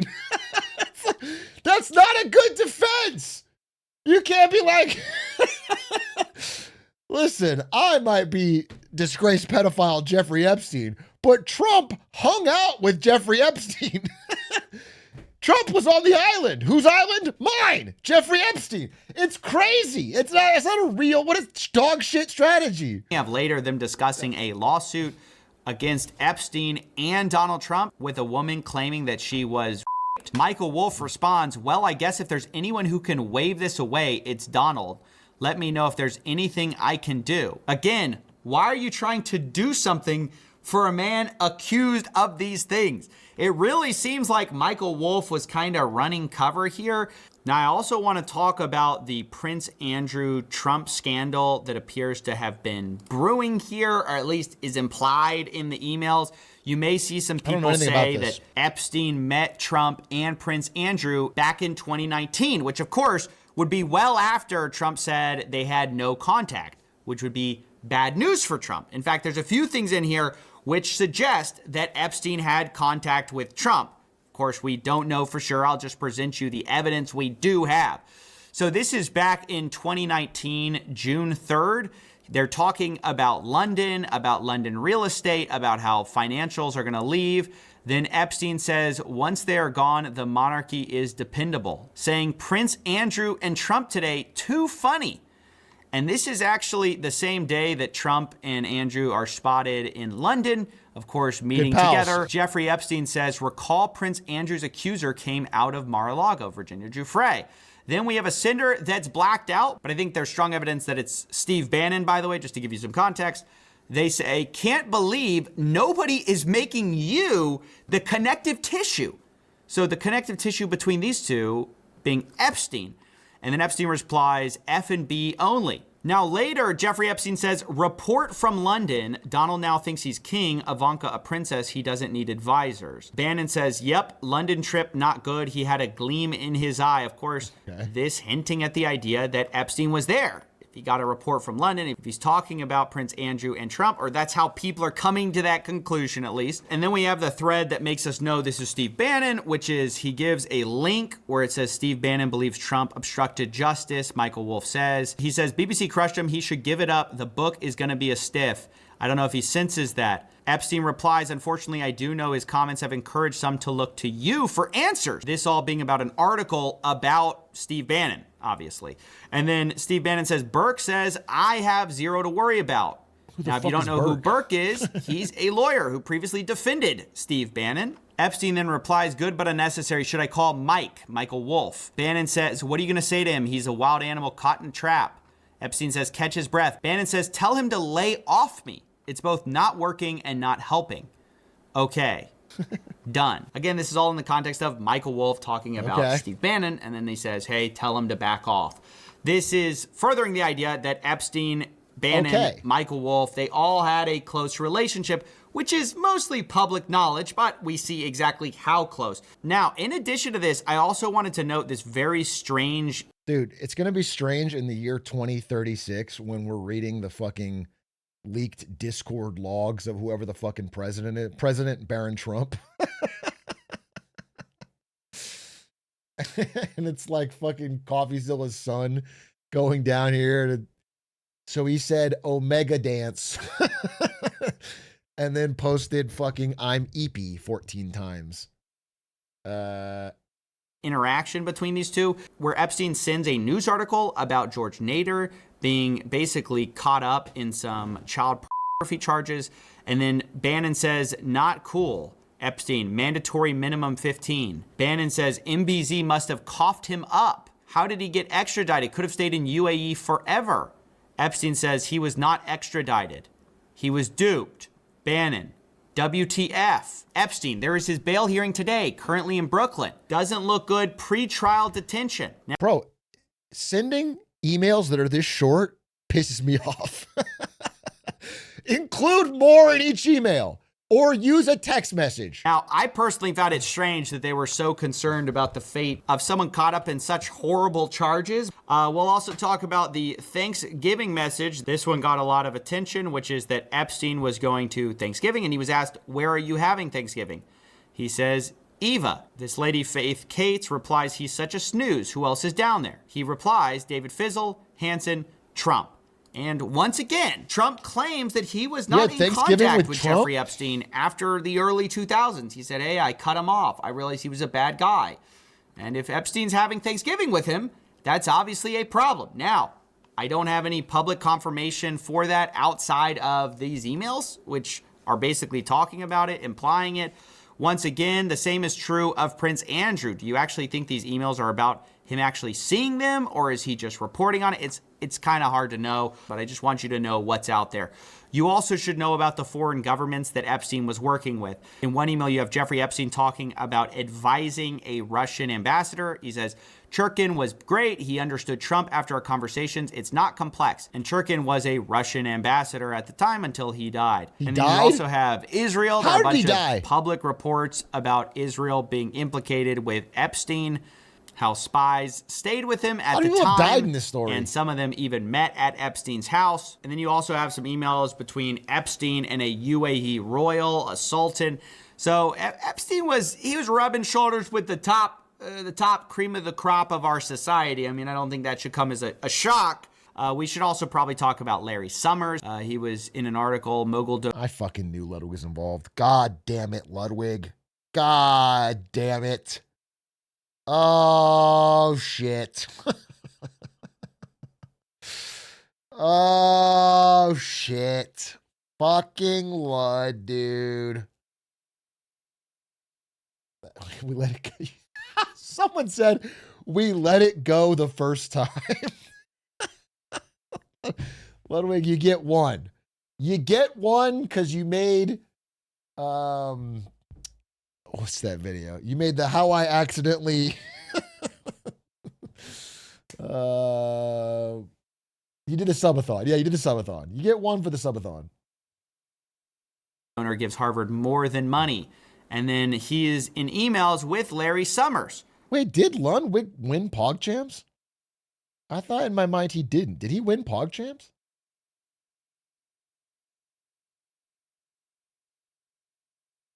Oh, no. Okay. I was like, that'd be crazy. Where Epstein tells him, when we meet, I will endeavor to mesmerize you with stories of DC. So wild. And then Larry Summers said, I am trying to figure out why American elite think if you murder your baby by beating in abandonment, it must be irrelevant to your admission at Harvard, but hit on a few women 10 years ago and can't work at a network or think tank. Do not repeat this insight. Oops. Now everybody has it. So there you go. I mean, that's a high-level snapshot of what we saw in this release. Lots of people being implicated in one way or another. It sounds like a bad stand-up, dude. He's like, you can't even, because of woke, dude. You can't even do it anymore. Just because I was involved with criminal pedophilia a few years ago, I can't. Quite varied. I mean, you know, some people you find out they've been playing a journalist, but have been secretly running PR cover for Epstein, like well after, you know, you kind of knew he was implicated in a lot of this stuff. Other people like Clinton are catching strays on, you know, affairs that they were having. Trump gets a mixed bag where initially the implication that he was kind of given was revealed to be not quite correct because they're talking about Virginia Giuffre, although it still is a mystery why he's behaving so strangely regarding Ghislaine Maxwell, why he's trying extensively to block the Epstein files. I'm not going to pretend I have all the answers. Instead, I just want to break down what we do know so far. As always, we've all been just looking to get to the end of this thing so we can all move on. It's been amazing how slow they have dripped this thing. Incredibly slow. Incredibly fucking slow. This was a few days ago. I think he has an update, and I'm more excited about the update because a lot has changed in the past like 24 hours. Hopefully he includes the fact that Trump has suddenly done a reverse about face and said, yeah, he wants the files released, which is a very strange pivot.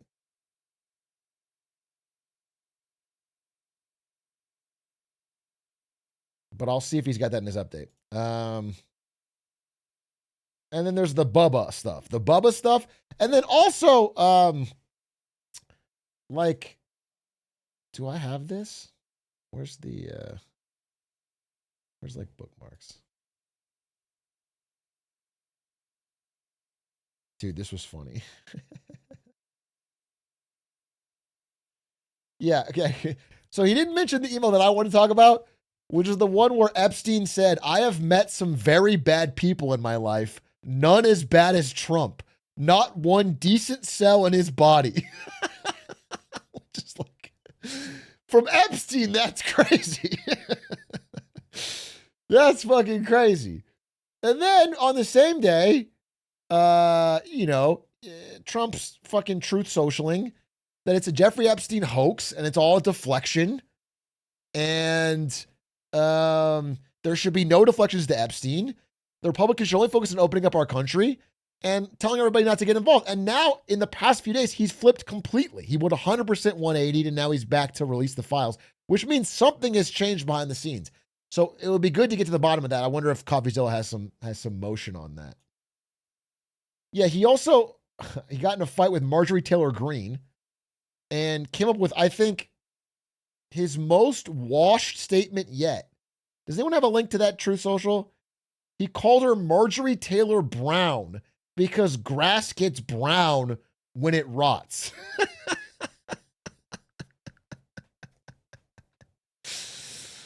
I'm saying he said that. You put parentheses and explain that.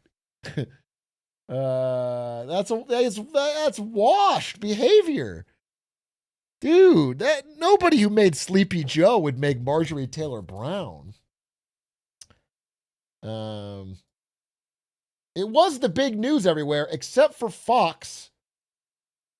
CNN mentioned the Epstein files. NBC mentioned the Epstein files. ABC did, and then Fox covered Taco Bell items rumored to be removed from the menu.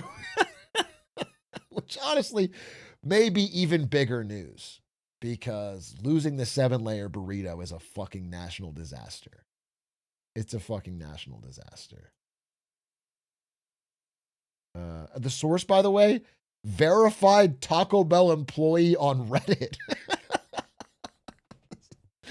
The major news is a Reddit post of someone saying, I work at Taco Bell, we're going to remove these items. Wow, that's powerful fucking stuff. That's how you know it's real.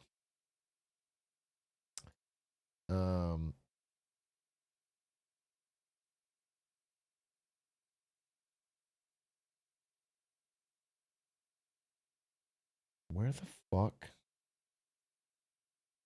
is what I'm looking for? Oh, here it is. Okay, wait.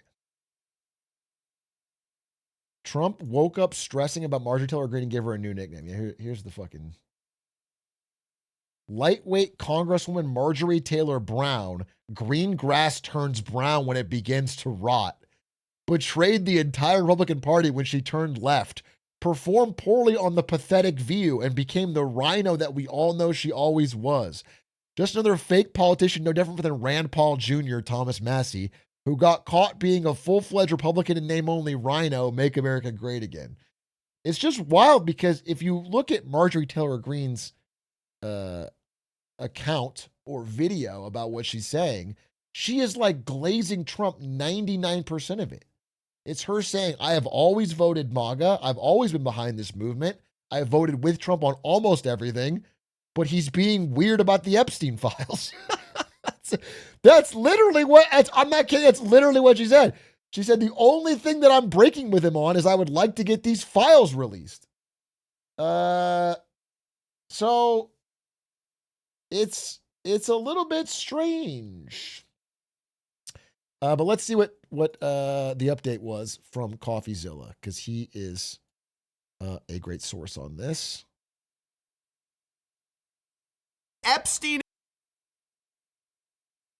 investigation. This is brand new. We're going to go through it because previously they said we didn't have enough evidence. This all got started 2 days ago when House Democrats released 3 emails that seemed to implicate Trump. The GOP responded by releasing 20,000 emails, saying that those 3 emails were cherry-picked and misleading, specifically in relation to Virginia Giuffre, who never accused Trump of wrongdoing. However, in this huge release of emails, there was a lot. And specifically, I should note that Trump was mentioned more than anyone, but remember, it was a mixed bag. So depending on who your news sources are, you may see them focus on one side of it or the other. Some will spend tons of time talking about Jeffrey Epstein, saying he never got a massage, referring to Trump. Others will focus on the fact that Epstein claimed that he was the only one who could take Trump down, implying that he had some kind of compromising information on Trump.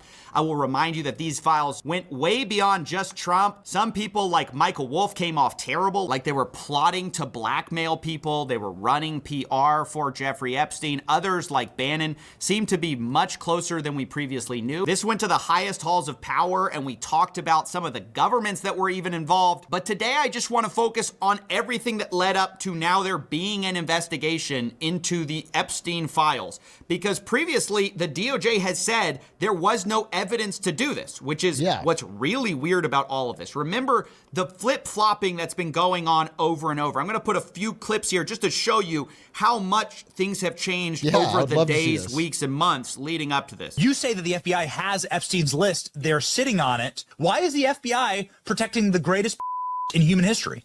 Simple, because of who's on that list. There are a lot of people who are knee deep in the Washington swamp who are not telling you the truth. Seriously, we need to release the Epstein list. The DOJ may be releasing the list of Jeffrey Epstein's clients. Will that really happen? It's sitting on my desk right now to review. A lot of people are wondering, because you said last week that you have the Epstein files on your desk, is when can we see them and what's taking so long to release them?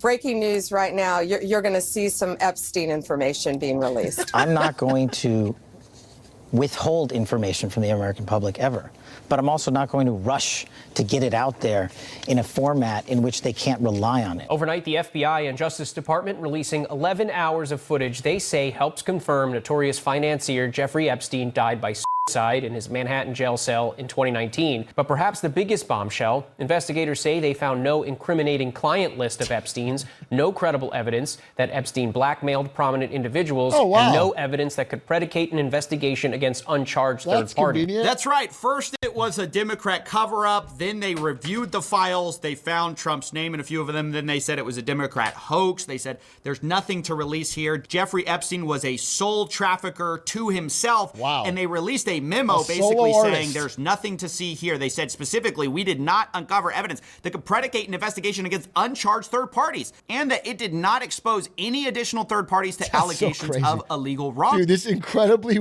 rich, wealthy, well-connected pedophile constantly rubbing shoulders and talking with all of the financial leaders of the world, and none of them ever knew about his actions, nor none of them took part.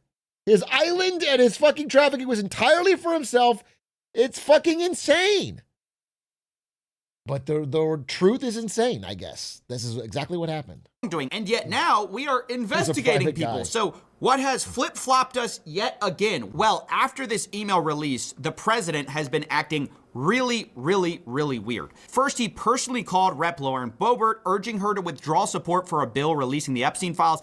And then several of the top law enforcement officials met to discuss the Epstein files, specifically in the Situation Room, which was covered by a White House correspondent. And I think it's worth hearing him talk about how weird this is for people who aren't in the Washington zeitgeist. In that same day, she was summoned to a meeting with the Attorney General and the FBI Director. So these are the top law enforcement officials of the whole United States government are sitting in the White House Situation Room, providing a briefing. I'm like, okay, so what does that all tell you?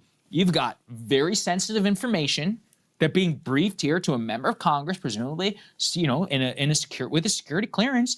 Honestly, when I see something like that, I'm like, that's just flashing intel, right? So the fact that this happened in the Situation Room really was like a whoa moment for me. Right. Because I'm like, wow. So this goes to classified setting. They don't want her to bring a briefing, or they don't want to bring her phone in.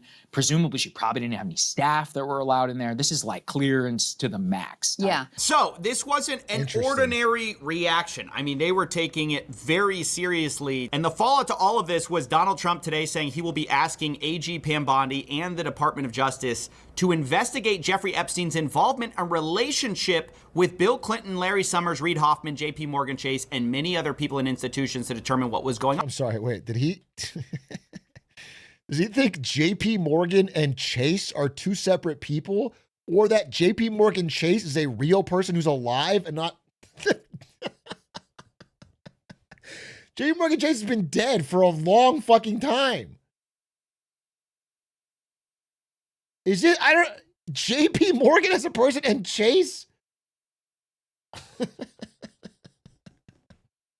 Mr. Chase himself is going down for his connection to Epstein? Was going on with him. And Bondi immediately accepted saying, oh my God, it's Chase from House MD. Oh, I thought he was a good guy. Mr. President, the department... Maybe they're going to get him for what he did to that African dictator.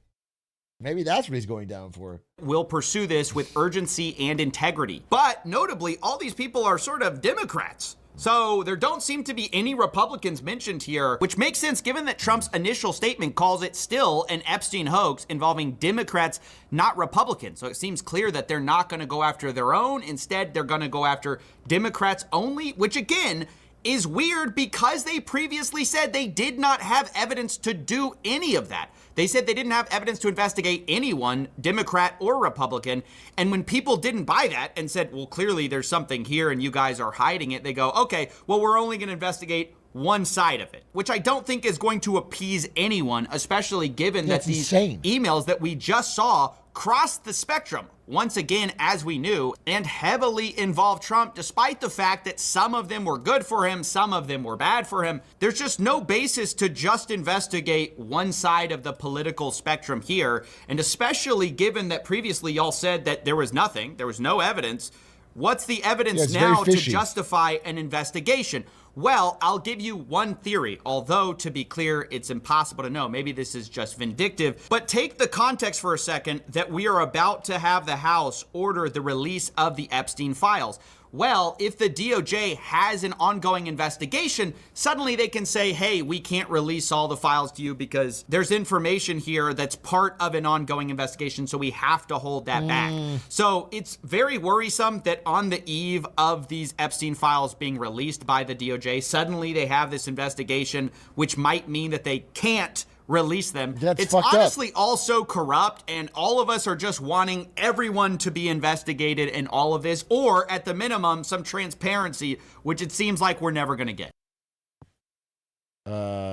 Trump. I mean, good video, but damn, yeah, it's fucking crazy. Although, I mean, listen, it's not good, but it's progress in that it, you know, we said this a few months back, but this is the story that never goes away. It keeps coming. Despite him trying to bury it and say nothing's happening, it just keeps coming back up. A few people keep pushing, even like on the Republican side, Thomas Massey and Marjorie Taylor Greene. There's enough people and enough votes to keep this going, because I think there's more people, even in politics, who aren't connected with Epstein than are. And so slowly but surely, I feel like there is pressure to get this stuff released. My worry is that somehow it gets like destroyed or redacted or something. That's my biggest worry, is like actual evidence gets lost or destroyed before release. But I am kind of hopeful at the steady drumbeat of progress.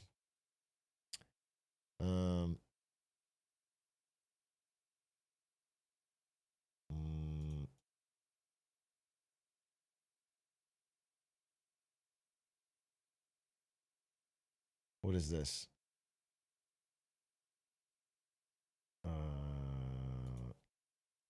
New Epstein files show Representative Stacey Plaskett got real-time help via text messages from Jeffrey Epstein on how to hurt Trump.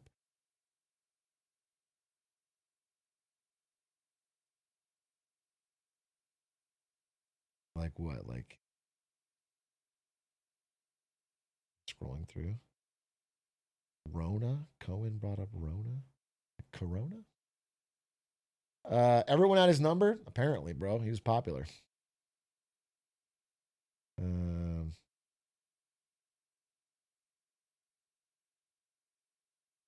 There's enough people who touch the evidence, you can't really destroy it. I bet someone will speak up. That's what you hope, right? That's why you assume it hasn't been destroyed yet, but it makes you worried. Definitely makes you worried. But yeah, I would like it to eventually get out. I do feel like there has been progress.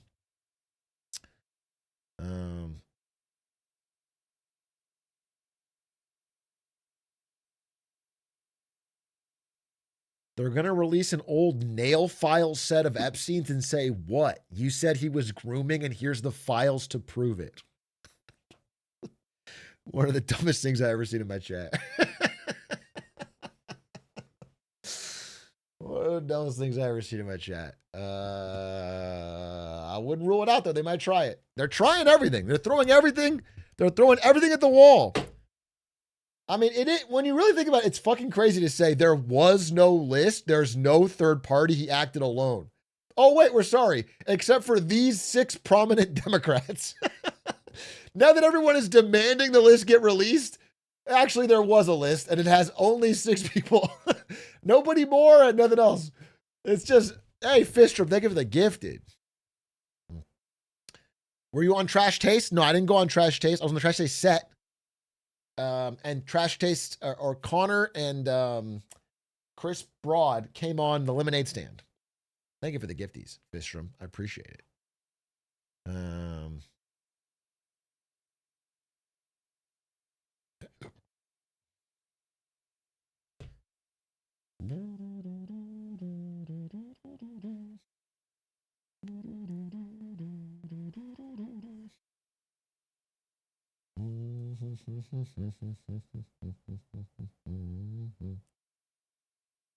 December ep? Yeah, it's December. It comes out in December.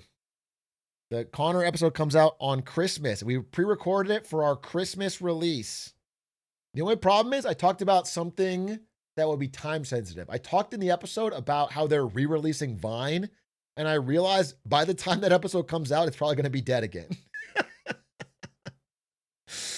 Almost assuredly, this Vine re-release will last fucking 2 weeks. So it'll be a little bit of a time capsule.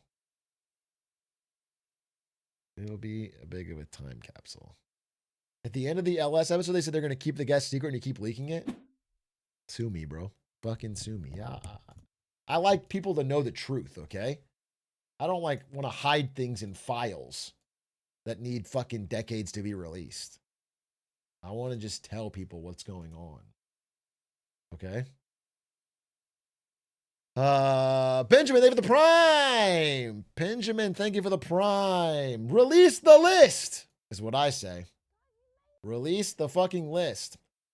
Is there anything else to this story? I mean, there's the Trump Bubba stuff, but most of that is memes we could look at. There's really nothing more than that one email. But it has been, people have been going hog wild on the memes. People have been going hog wild on the memes.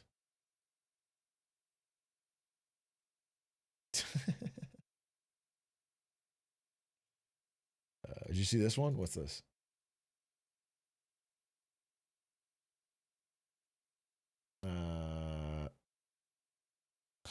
This one's pretty funny. Hillary Clinton, Monica Lewinsky, Donald Trump. They both hate Hillary. They both lost an election. They both were in love with Bill. They all blew Bill Clinton. Wow. Powerful stuff. Powerful stuff. Powerful stuff.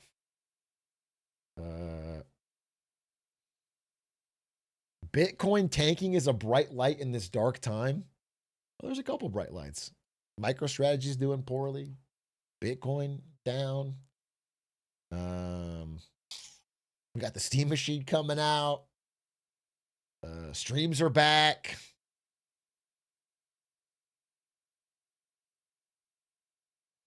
Lakers are doing well.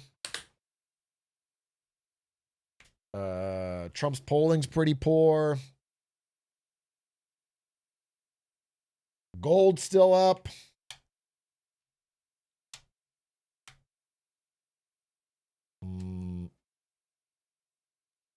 Really liked your interview with Melody Wright. Hey, I wanted to say, if any of you watched the interview with Melody Wright about U.S. housing, I appreciate you.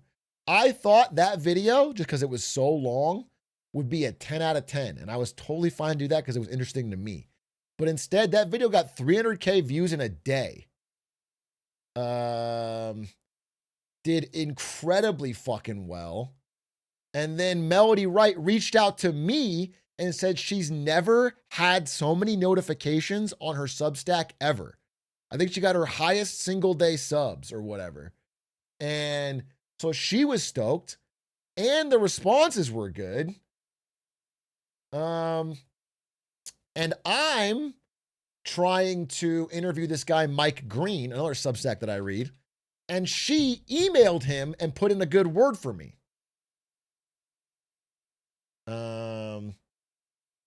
So thank you. That's fucking sick. That's fucking sick.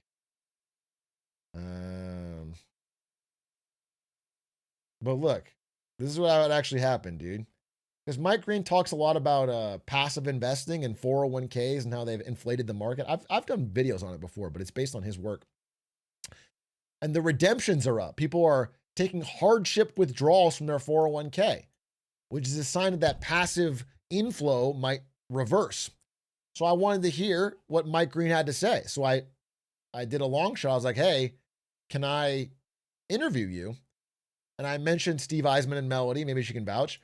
And she responded and said, recommend. Atrioc goes live on Twitch and has great reach with gamers and younger Americans. They need to hear your message. She gave the vouch. He said, DM me. I said, will do.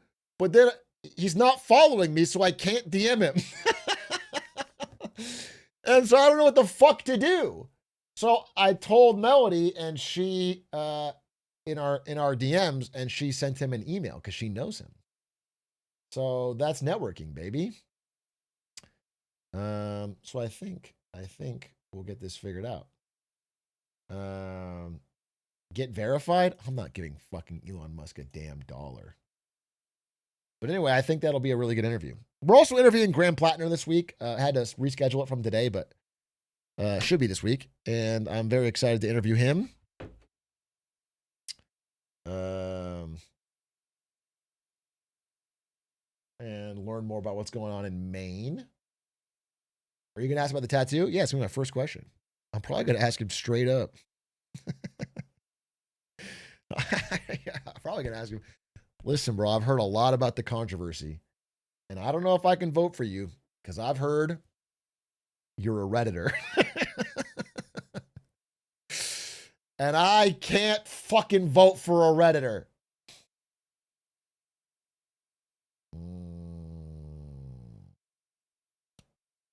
So, yeah, we'll talk about it.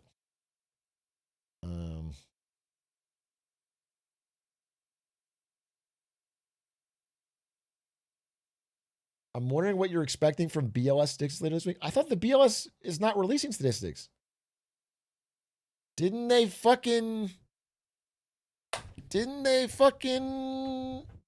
release the unemployment rate.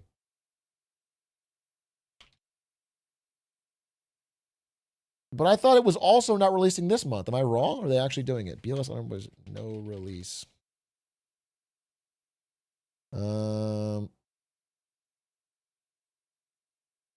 The White House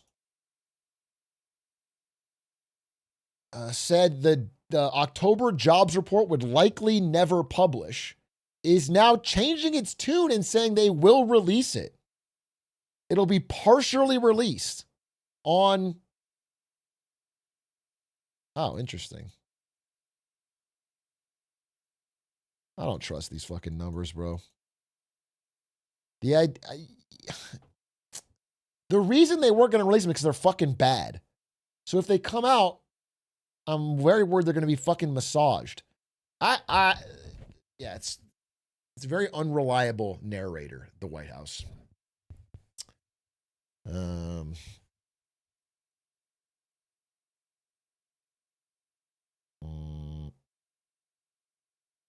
First time here. Are we right, left, or just against Trump? J-Reg brought me here. You misread this. We are one of the most pro-Trump streams on Twitch. Welcome to the channel. We are extremely pro-Trump. It's like most of my content. And we're about as MAGA as it gets. So welcome in. There's like two things we hate. People who don't stop talking about the damn Epstein hoax and Marjorie Taylor Brown. Okay? Who's a fucking rhino. Those are our main fucking enemies right now. And that's what I spend most of my time talking about.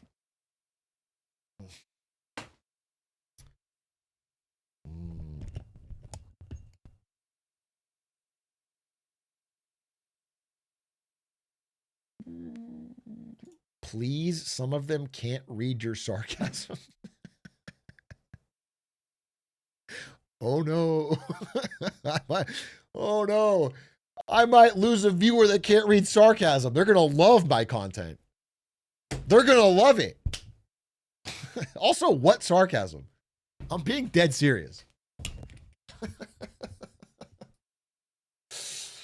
I'm gonna get a water real quick, and then I want to watch there's a new Almost Friday. That's obviously on the docket, but also there's a new How Money Works that sounds very interesting. How Money Works has been really up my alley lately. And also, I saved a video to watch with you of a Korean woman who drove 4 hours to eat Chili's in South Korea. So let me get a little water and I'll be all right in the bag.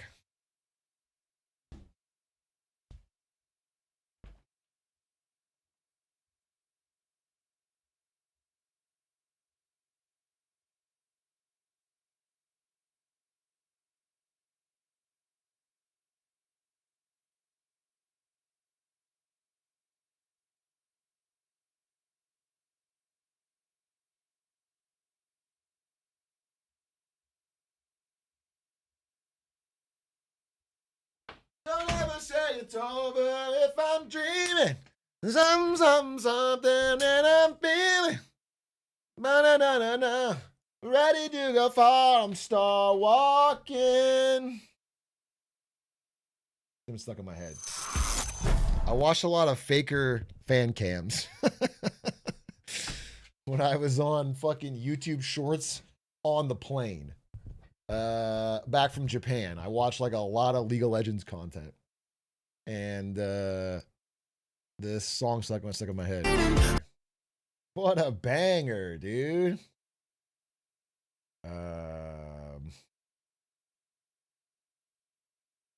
Atrioc is top 3 millennials of all time. Who's fucking 2 and 3? Who's 2 and 3, bro? I don't know. Who the fuck? I don't even know who's in my category. Tony Hawk? Is Tony Hawk a millennial?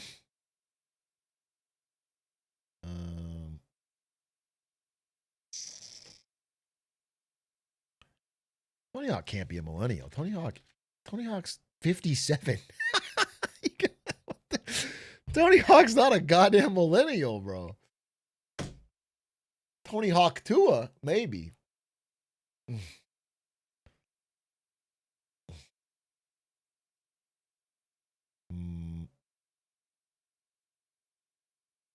Too young for a millennial.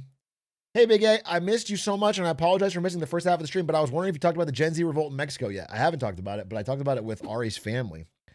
Long story short, well, that's a tacky intro for a really serious subject. I'll be honest with you. There's this anti-crime mayor in Mexico who was murdered on Dia de los Muertos by the cartel. And he was like a beacon of hope, I guess, for young people. He was pretty young himself. And, he was out and in public and talking about fighting crime, and he was killed. And after he was killed, it caused some Gen Z in Mexico to snap, and they've been doing some protests, some Gen Z protests, much like in, Madagascar and Nepal and all over Asia. They're doing some pretty big protests to try to enact some kind of change because they're frustrated. So that's really the update. I don't have anything deeper than that, but obviously Ari's parents were pretty upset about it.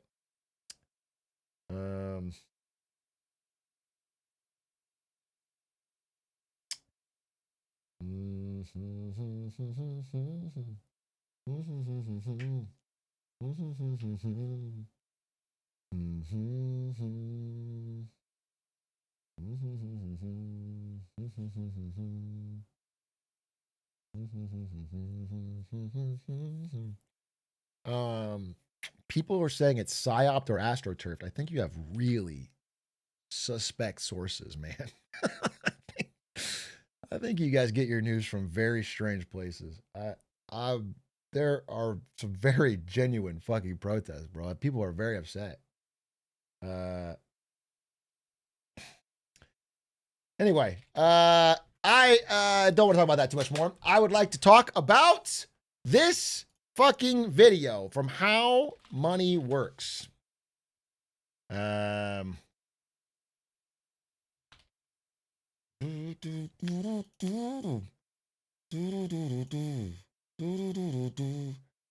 This one was, if we tax rich people, they will just leave. I think any making fun of that argument.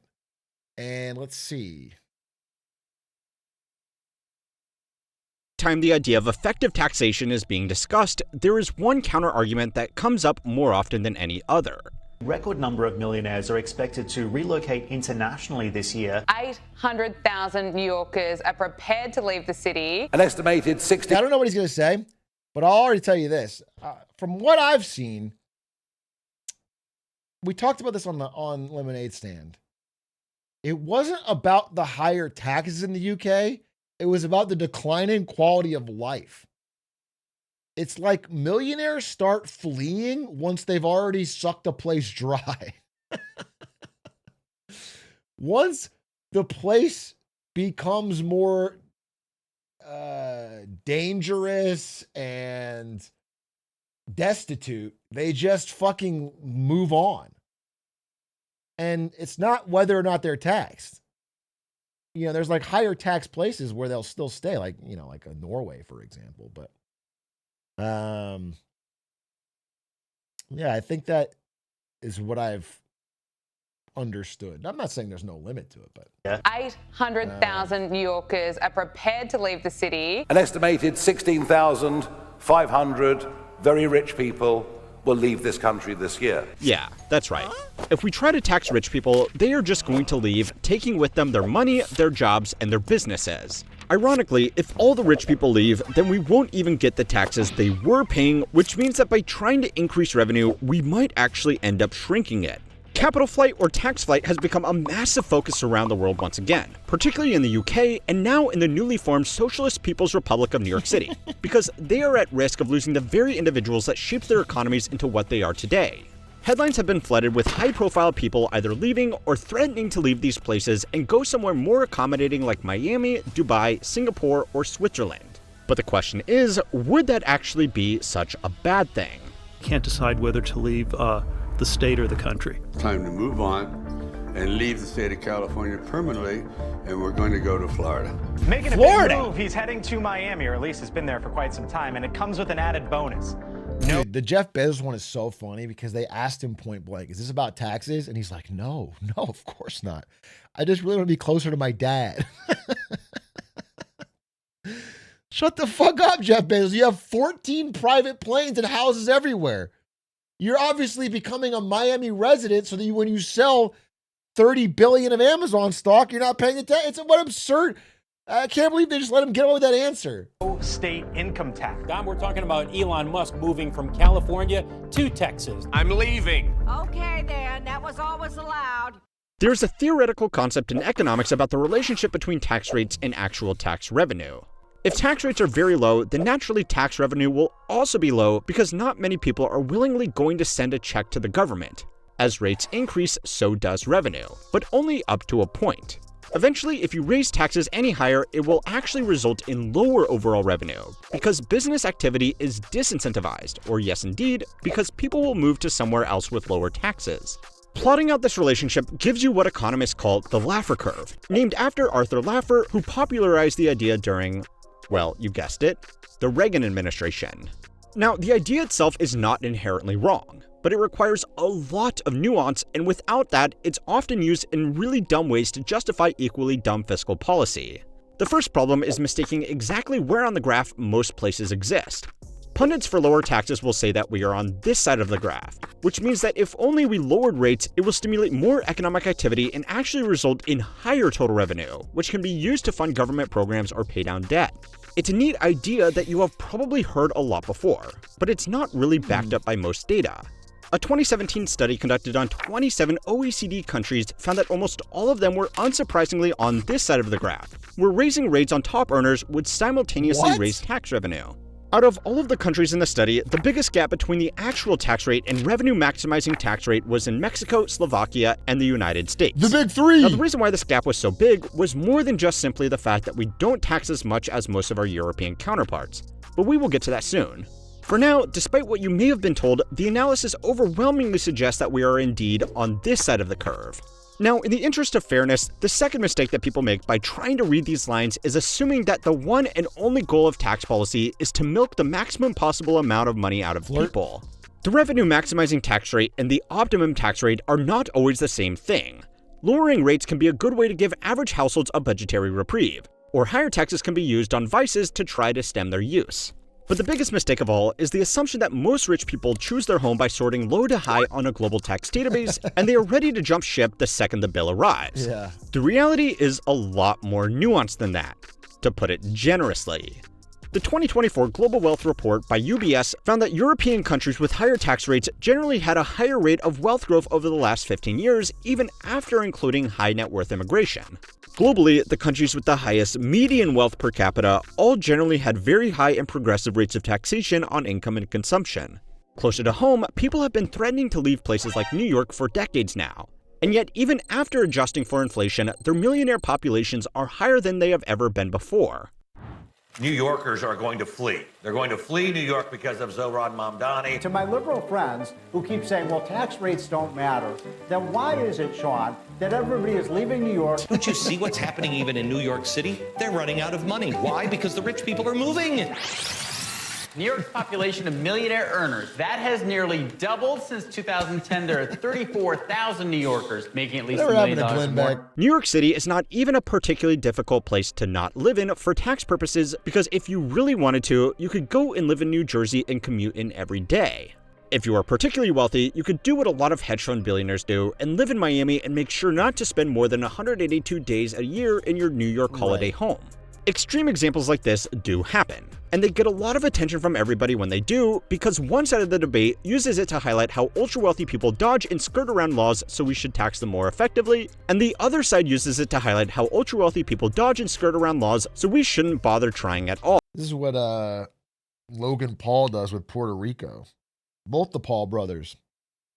They live in Puerto Rico a certain number of days a year to avoid taxes. But in fact, they don't even, my understanding is they don't even stay in Puerto Rico. They fly in, then take a boat out. So that on paper, they're still staying more days in Puerto Rico. But they're actually in America. And so when they boat back and then fly out, they can count the time between those two flights as a number of days in Puerto Rico. Which is pretty fucked. But for all of the attention they get, they are rare. And overwhelmingly for most wealthy people, the business opportunities available in New York against the inconvenience and cost of commuting just make it worth paying the slightly higher taxes. Now, that would be the end of that, if only it wasn't for the curious cases of California and the United Kingdom. So it's time to learn how money works to find out if a max exodus of rich people is actually a problem. This video is sponsored by Brilliant, the interactive learning platform that helps you think more clearly. Premium subscription for unlimited daily access. Brilliant.com is how money works. Okay, so it wouldn't be fair to talk about rich people fleeing without talking about the UK. According to some estimates, the UK lost almost 10,000 high net worth individuals in the last calendar year to net outward migration. Now, some people have highlighted some structural problems with the Henley & Partners report on which this is based, and we will get into that. Okay. But overall, their methodology is at least somewhat consistent over time, and it does draw on expertise and collaboration from a wide range of industry professionals and global bodies. The point is, it shows that the UK was once a magnet for... Again, like I said, it wouldn't surprise me the UK is losing a bunch of millionaires, but I would say it's probably not because of tax policy and probably more because the society is deeply dysfunctional now, and people, they can just go somewhere else after they've already extracted the benefit of that. That's more likely. Global wealth, as people were attracted to its accommodating financial center and high-end amenities that catered almost exclusively to the ultra-wealthy.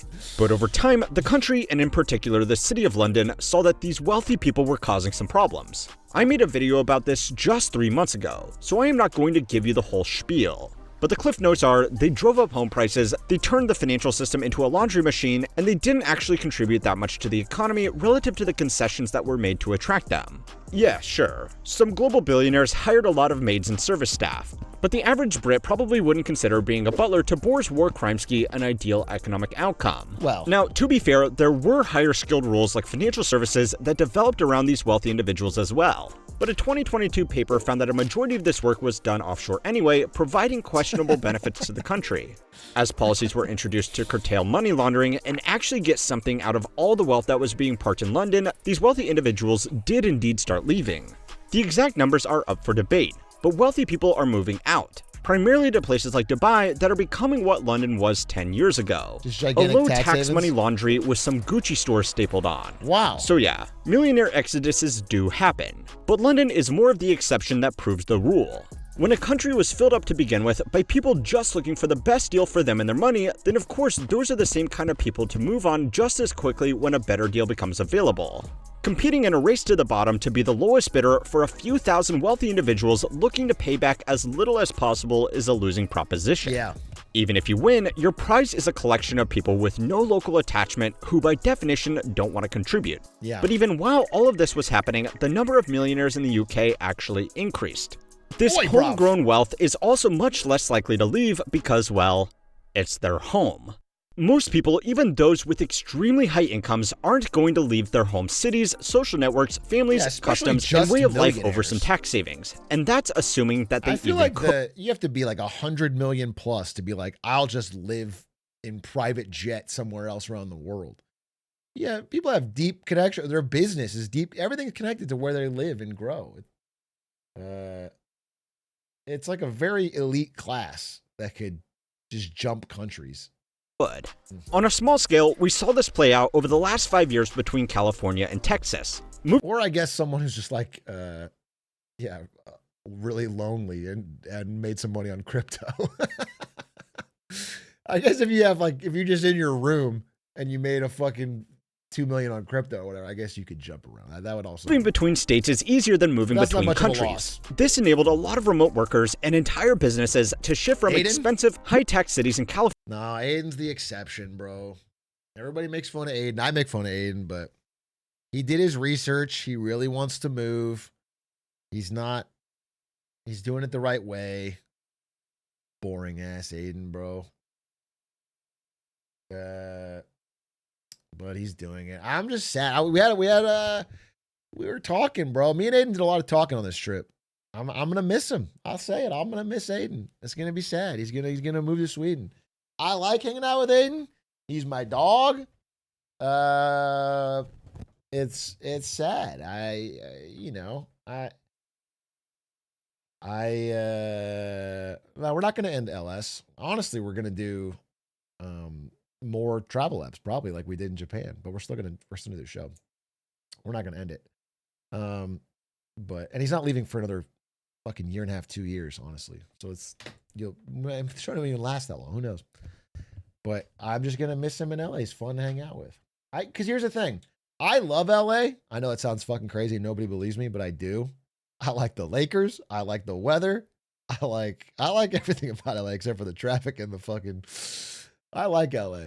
I like it's closest to Mexico, so Ari can see her family. I like it's closest to Arizona, so I can see my family. I like it, but most people don't like it, and I don't blame them because it's trafficy and smoggy and expensive.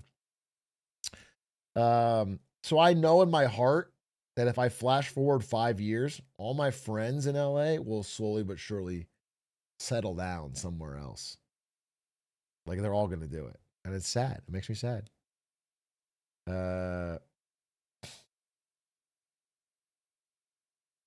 California to more business-friendly, cheaper, and lower-tax states like Texas. But as people were forced back into offices and the AI bubble started blowing back towards a proven. Someone in chat said, "You always have us." Oh, good. Oh, all my real-life friends move away? No worries. I've always got you. Wow. Never thought about it like that.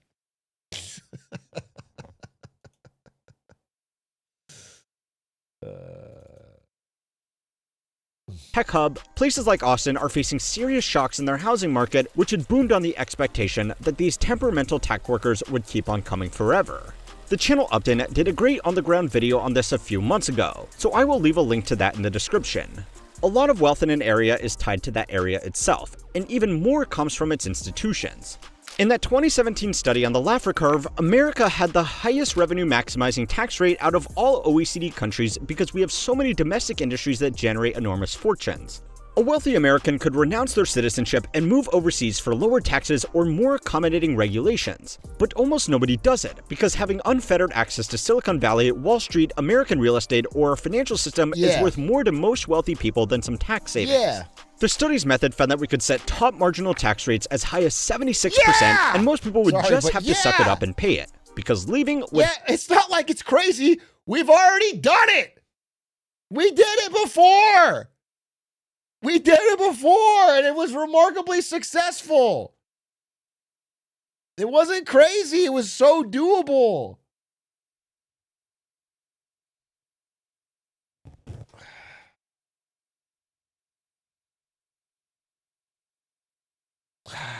It's just not, it's not even, it's in living memory of so many people in America. And it was during one of the most prosperous times in America where the wealth was broadly, we had a strong, thriving middle class, one of the greatest middle classes in human history, maybe the greatest middle class in human history. So it's just frustrating.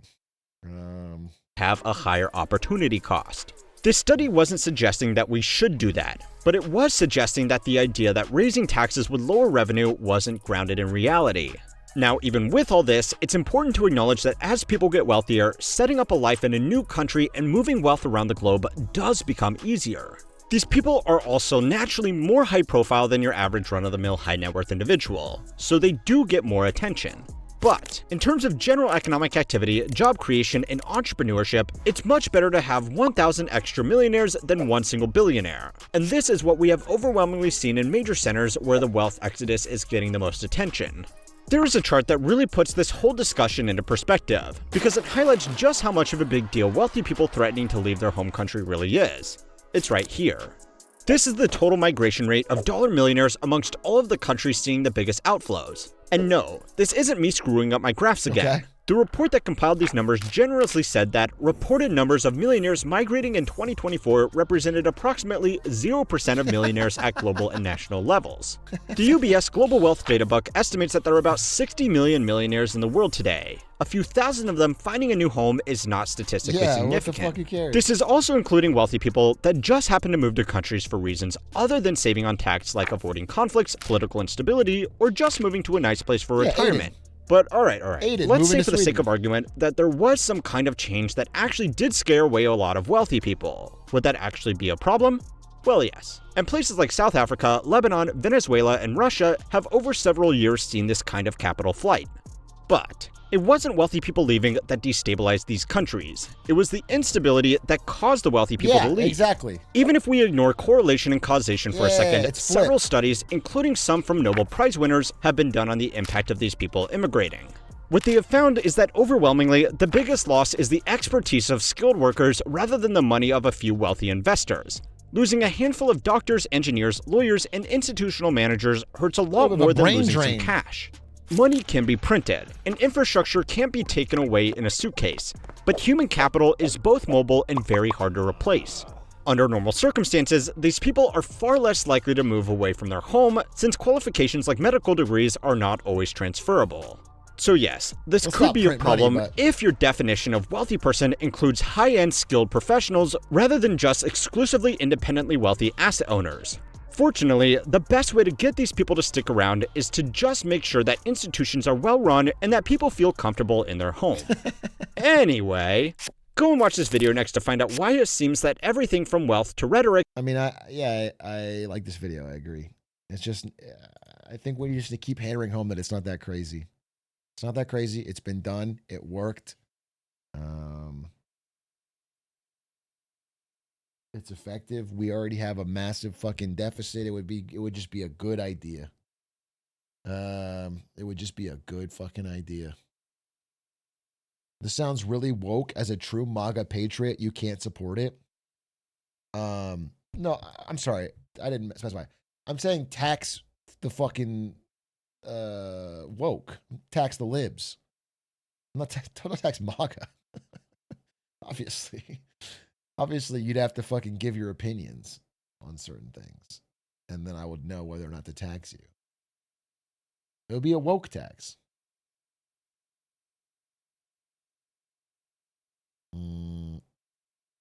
I'm gonna tax JP Morgan and I'm gonna tax Chase.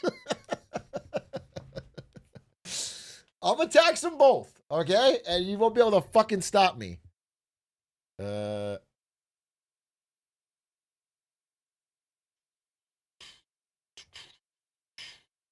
Start walking. What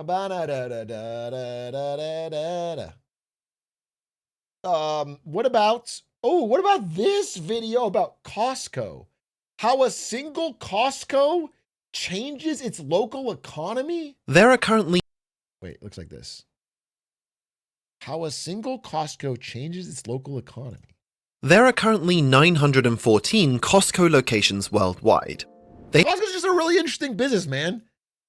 I think I've told this story before, but I remember reading an investment analysis by one of these, maybe it's a small hedge fund or something, but it was them explaining why they were investing in Costco. And it's an old PDF. I read this well after it came out, and it's from like 20 years ago. And they just explained point by point what Costco was about to do, and then Costco did it. And over the past 20 years has been like one of the single greatest compounding returns of any company ever. And it's basically because Costco maintains like a 14% profit margin. And so everything they make in surplus of that basically goes back to making the customer experience better. So as they grow, part of that value gets redistributed to the customers, or like they pay the employees better or whatever.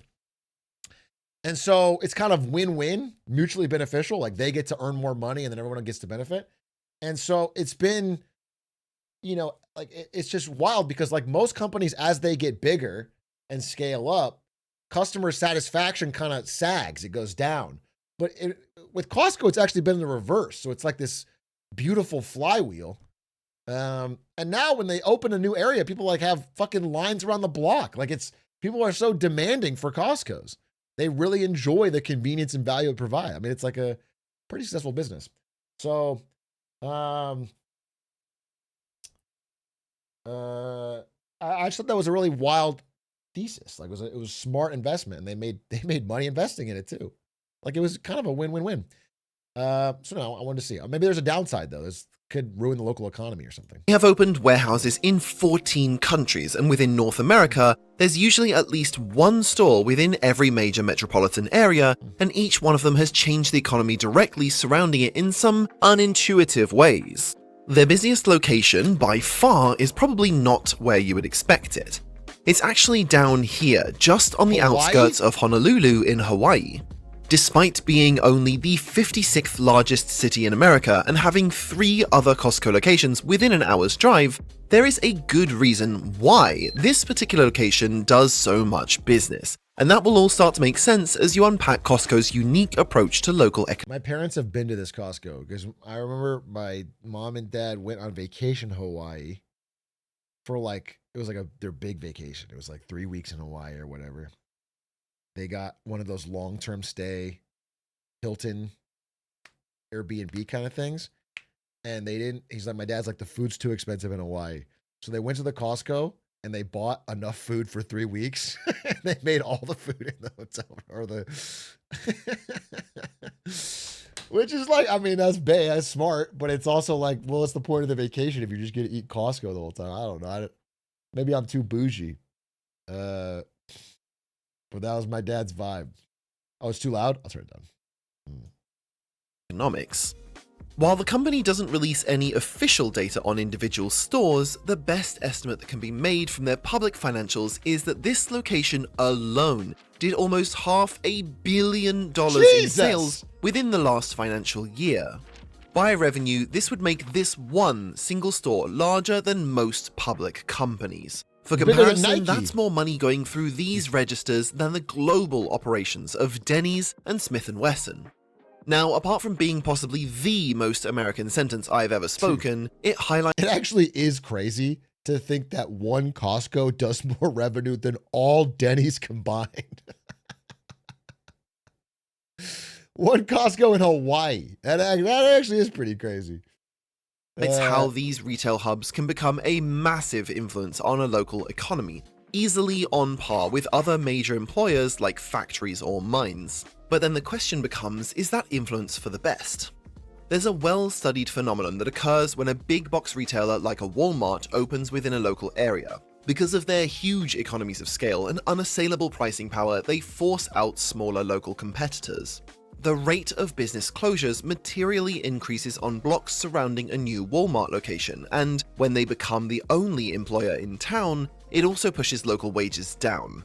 This process is seen so consistently that economists have simply dubbed it the Walmart effect. Now, you might look at a Costco and see another large, low-price, big-box retailers and reasonably conclude that their effect would be exactly the same, right? Yes, of course, Costco requires a membership, but at their heart, they're both large variety retail operations that compete by offering lower prices than their competitors. However, despite these surface-level similarities, the recorded effect of a Costco opening is almost exactly the opposite. In 2023, Costco opened its 851st location in Gunma Prefecture, about an hour's drive outside of Tokyo. This area had not been immune to Japan's wider economic stagnation. Wages were suppressed and local businesses were running on razor-thin margins. Despite being close to the largest city in the world, Gunma primarily consisted of small farms, run-down warehouses, and local retailers serving local, cost-conscious customers. But everything changed when the local Costco was built. When the company went and plonked a massive superstore right in the middle of what was a rice field, it radically reshaped the area. Dude, it is such a beautiful thing that we can do as America to export these gigantic parking lots. Forget the Costco. I'm just glad that Japan gets to experience what a giant fucking parking lot feels like. It's calming for the soul. It's just to just drive around a big, endless parking lot makes you feel at peace. It feels like you feel at home. It's a cultural exchange, dude. We get One Piece weebs and they get a Costco parking lot. I feel like we lost that trade. The first thing to change were local wages. Unlike the infamous Walmart effect, Costco pays even its entry-level floor staff very well. In Japan, these generous salaries were a big departure from most employers who hadn't given broad pay rises since the 1990s. Dude, they don't give any In pay Gunma, rises. people could work for the equivalent of $6.50 US an hour. And it's starting to be a real fucking problem in Japan because they don't give pay raises, which was fine when they had no inflation for a couple decades. But now that prices are going up, it's becoming very apparent that you have to give wage increases. People are getting fucking pissed. It's the root of all the discontent in Japan right now. I swear to God, dude. It's just, it is the yen is weaker and weaker, and the prices are going up, and they are not keeping up. And everything else is people lashing out because of that. In local stores, farms, or warehouses. Or they could get a job at Costco, which was offering a starting salary of $10 an hour. For most locals, the choice was pretty clear, which forced surrounding businesses to raise wages to keep their staff. Within the first 3 months following the opening, it's either that or it's the foreigner kicking the deer. I'm not sure. It's one of the two. Either the poor deer are getting fucking belt to ass beaten up by the foreigners, or it is the meager wage increases paired with the weakening currency. Of Costco, local businesses reported paying their staff 40% more than they had before. Now, you might have expected that this would strain these small businesses that were already struggling to keep the lights on, but again, the opposite was true. Most of them saw a significant increase in foot traffic and revenues after the center opened. Unlike a Walmart or other similar retailers, Costco stores become a destination, attracting shoppers from a much wider area rather than just serving the community that was already there. A trip to Costco is something that average shoppers plan for in advance and don't do nearly as frequently as going to a regular retailer, and that's reflected in the data. The market research firm Numerator found that Costco shoppers went to the store half as often as Walmart shoppers, but when they were there, they spent more than twice as much on average. Yeah.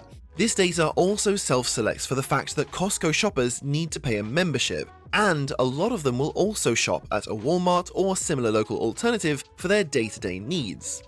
What this all means is that for an out-of-the-way town like Gunma in Japan, a Costco acted like a magnet, attracting people from more populated areas to come and do their shopping. Once they'd driven more than an hour from their home to get there, some of these customers were more motivated to make a day out of it by grabbing lunch at a local restaurant, assuming they didn't feel like a 200 yen glizzy in the Costco cafeteria. Now, this particular example was in Japan. Holy shit, he said glizzy! Pause for effect! Wait a minute! A 200 yen glizzy? Even I'm tempted, and I famously don't like glizzies. But across the world, the same effects are routinely witnessed. I mean, just to pause here. This is really cool to see. Again, my guesstimation would have been that the downside of a Costco is that it's almost too efficient and that it causes damage to surrounding local businesses because it just outcompetes them. But the idea that it draws in so much capital from wider areas that it actually enlivens the local market is pretty cool. That's cool. I mean, Costco's a great business. It's nice to see. A Costco raises the floor on wages, but it makes up for it by bringing in more customers to an area. Now, especially in lower income areas, a new Costco also lets local businesses do something else that's just as important as it is unintuitive. It lets them raise prices. Now, I promise I'll explain how that can be a good thing, but to do that, we also need to address a bigger question. A company can't run off good vibes and helping out the little guy because it's a nice thing to do. So, what's in all of this for Costco and their shareholders? It's not just Costco that gets your data when you sign up for a membership. Hundreds of companies... What? Incogni? Incogni is what they get out of it? It's easy to anthropomorphize businesses and conclude that one has a nicer intention than the other. But the reality is that all public companies are beholden to their shareholders, who want to see maximized returns. The difference only comes from how they achieve that goal. Costco has cultivated a very good reputation with its employees and customers thanks to the way it's approached the market. In what limited public relations they do, the company is always quick to highlight their simple 4-point code of ethics. Obey the law, take care of our members, take care of our employees, and respect our suppliers. Simple. It sounds reasonable enough, but here's the thing. Almost every large public-facing company in the world has something similar. Here's Walmart's, here's Tesco's, here's Lockheed Martin's, and here is, or was, Enron's. These are basically always just standard-issue corporate wank to give new hires something to read on their first day in the office. Enron? But Costco might actually be slightly different because of one line that most people would probably ignore. If we obey the law, take care of members, employees, and suppliers, then we will achieve our ultimate goal, which is to reward our shareholders. Credit where credit's due, they are being honest that the only reason they are not openly breaking the law is because it's just bad for business. By that same logic, they aren't building up local economies and wasting billions of dollars on higher staff salaries every year for the warm fuzzies. They're doing it because it's good business. They are doing it to achieve their ultimate goal of rewarding their shareholders. Higher wages are... I wonder if it has to do with the way they compensate executives or something. It really just comes down to like they're so much better at building for the long term instead of maximizing for the short-term quarterly bonus. It's just and I wonder why their executives haven't succumbed to temptations that others have to enshitify for short-term gain, knowing that they'll be gone. Are a calculated choice which works in their business for 3 reasons. The first is that it does give them a bit of good PR. The brand perception of Costco is very valuable, and it helps to keep their members renewing every year. When it comes time to pay that annual fee again, a lot of people won't mind if they think they're supporting a business that supports their people. Doing whatever they can to maintain memberships is critically important because the rest of the business effectively breaks even after accounting for their self-inflicted low margins and higher than average expenses.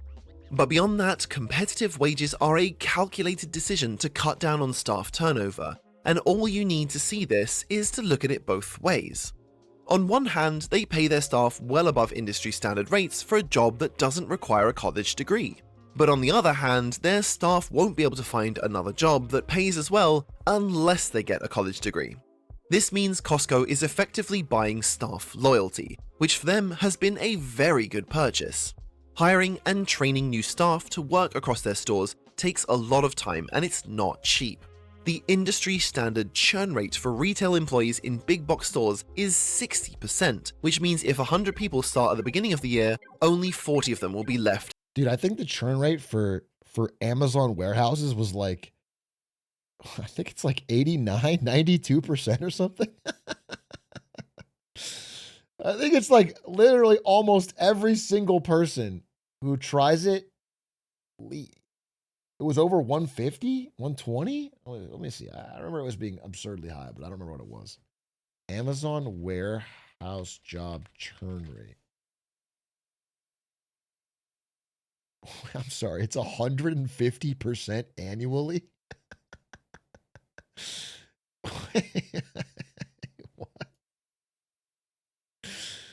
What?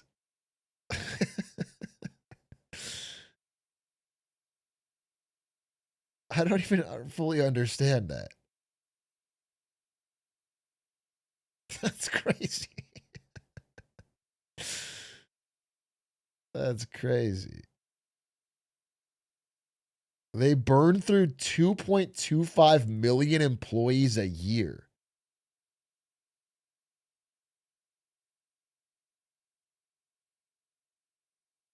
How is it higher than 100%? Yeah, I'm trying to wrap my head around it. Is that people quitting, rejoining, then quitting again? Or is that all your staff quits, half the replacements quit?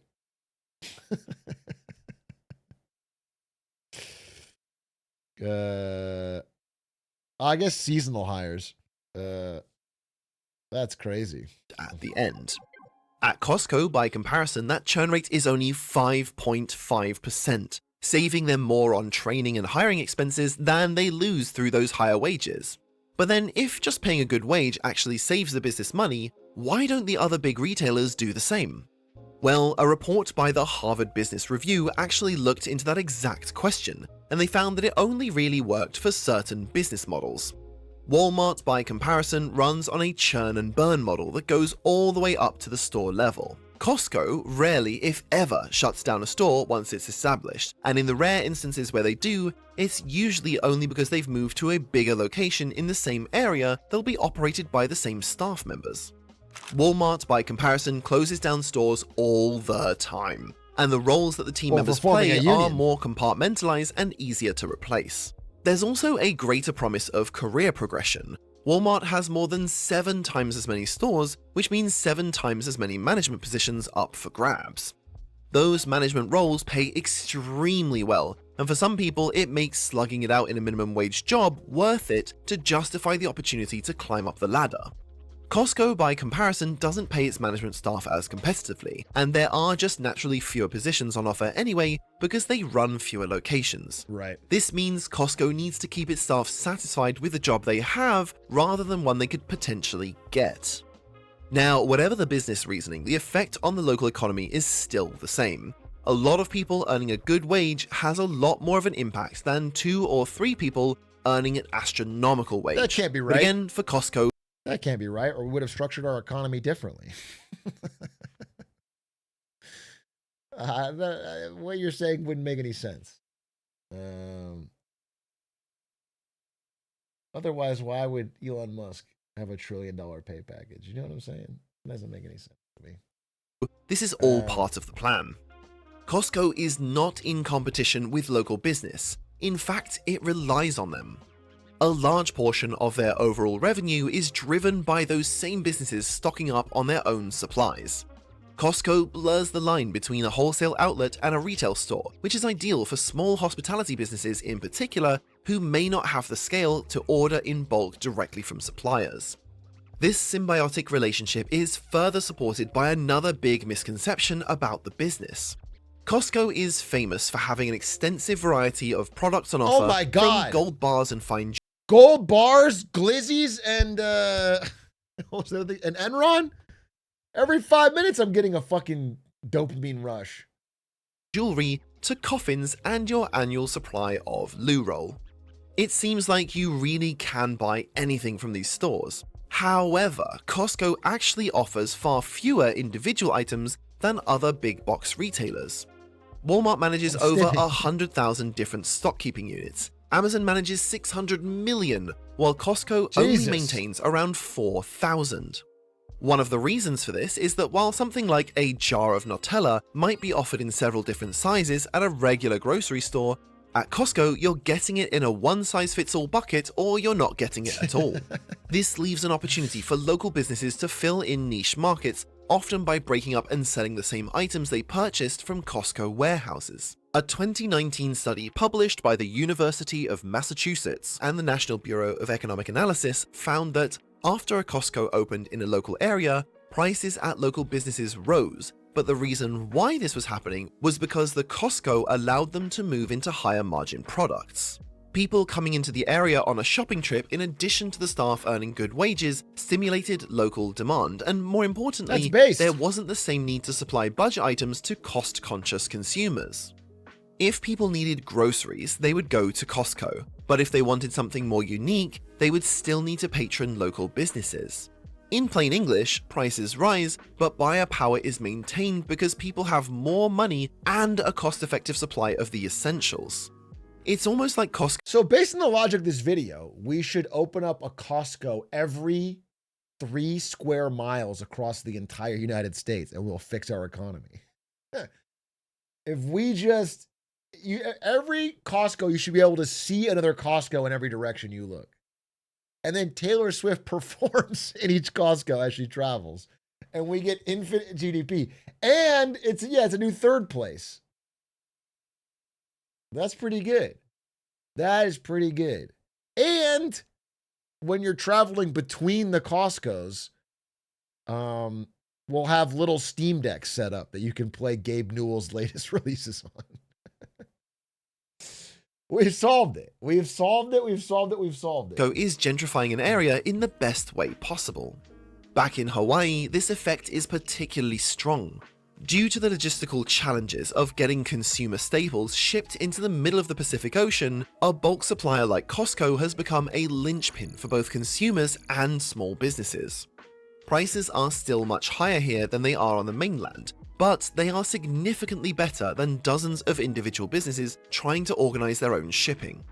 In its own weird way, the world's busiest Costco has also become a tourist destination in its own right. Most big box retailers can't get people to travel more than 15 minutes to do their shopping without it being too inconvenient. Costco can get people to travel across half an ocean. It's all the result of a business plan made to maximize shareholder value just like any other, but has been undeniably effective. However, for all its successes, it's still not as large or dominant as Walmart, a company that has been the counterpoint to everything that made Costco successful. Watch this video next to find out how they did everything differently and still became one of the most powerful private economic entities in the world. Walmart. Even better. Evil twins.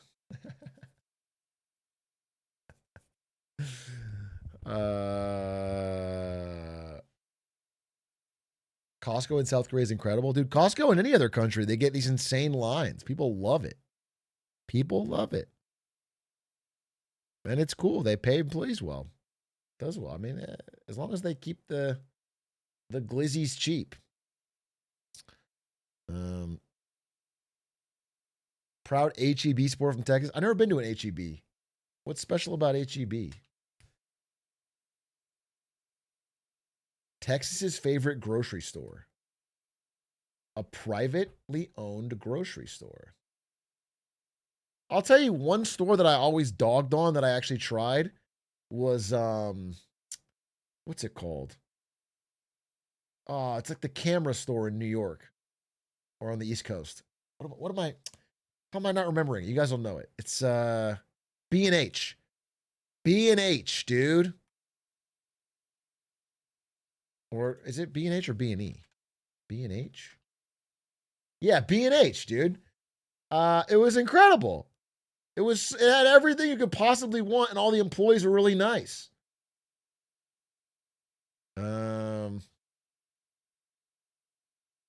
I was very impressed.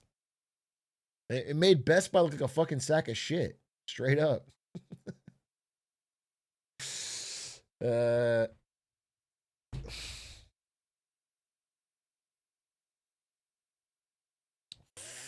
Best Buy is a sack. Yeah, well. The only problem with B&H is they shut down like fucking noon on Friday. They were available, I think.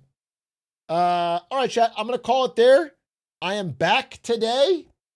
I will be live tomorrow, perhaps, with a interview with, let's do Almost Friday. Let's end on Almost Friday. Let's end on a goofy one. Almost Friday TV. That'll be funny. When your dad needs help in the garage. This seems funny. And we'll watch this. And then we'll be out. But I'm back tomorrow, keeping it going. Very fun stream today. Good talking to you. Glad to be back in America, on American soil. Kissed the ground when I landed. Looked at the 405, breathing the smog. Finally happy to be in a car instead of a goddamn train. Let's see. Your dad needs help. Hand me another nail. This is a screw. Hand me another nail. I'm already laughing. Can I go back inside? No, we just started. My dad wasn't really like this. My dad was a hard ass. We fought a lot when I was growing up. But my dad wasn't like forcing me to do handyman stuff. But there was a guy, one of my dad's friends and our neighbor. His name was Rick. And he was just like this. And he was such an asshole. And like, I'm not his kid, but he would always yell at me like I was his kid. And he would tell me like, because my dad, I remember he deployed. So this guy, Rick, was basically, he like helped, like his son was in Boy Scouts and I was in Boy Scouts. So he was like my surrogate dad for Boy Scouts when my dad was deployed. And he was an asshole. And he talked like this. This reminds me of Rick, dude. Pass me the flathead screwdriver.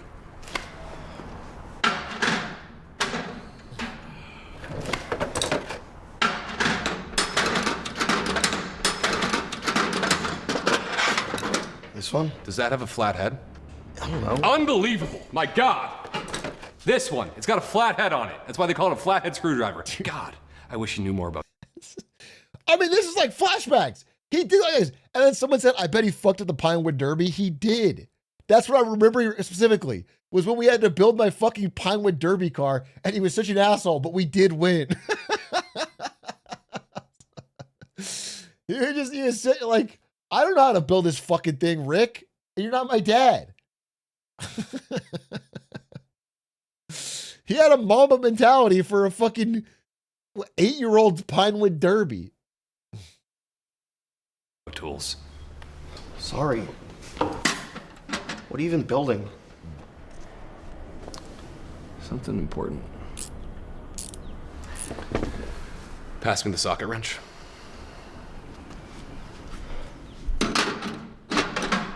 Someone said, I got investigated for illegal weight in Pinewood Derby. Caught? Yeah, I did it.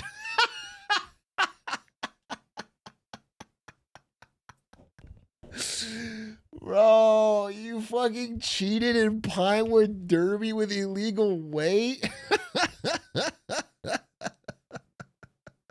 That's so crazy. Riding dirty in the Pinewood Derby, bro. So did you. I bet you just didn't know it. Oh, I'm quite sure Rick fucking cheated, bro. But I didn't know it because I'm terrible at building it. Because Rick was so goddamn competitive, I'm quite sure he fucking put a weight in there. But he was, he probably would have done it on the inside.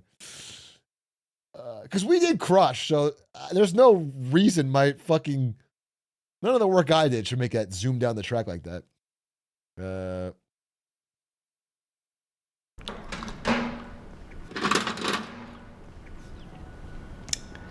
Hand me the socket wrench.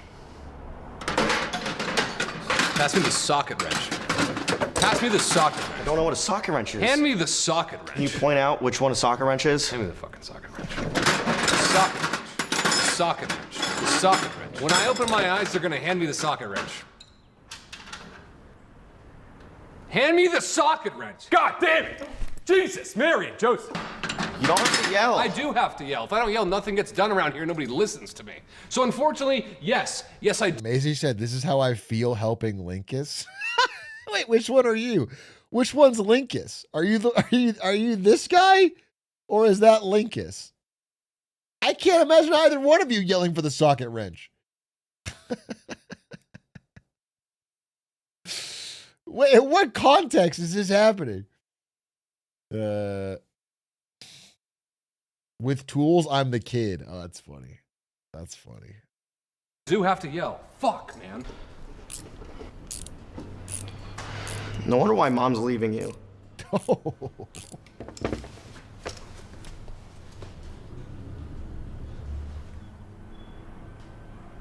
Your mother's not leaving me. Not after she sees this.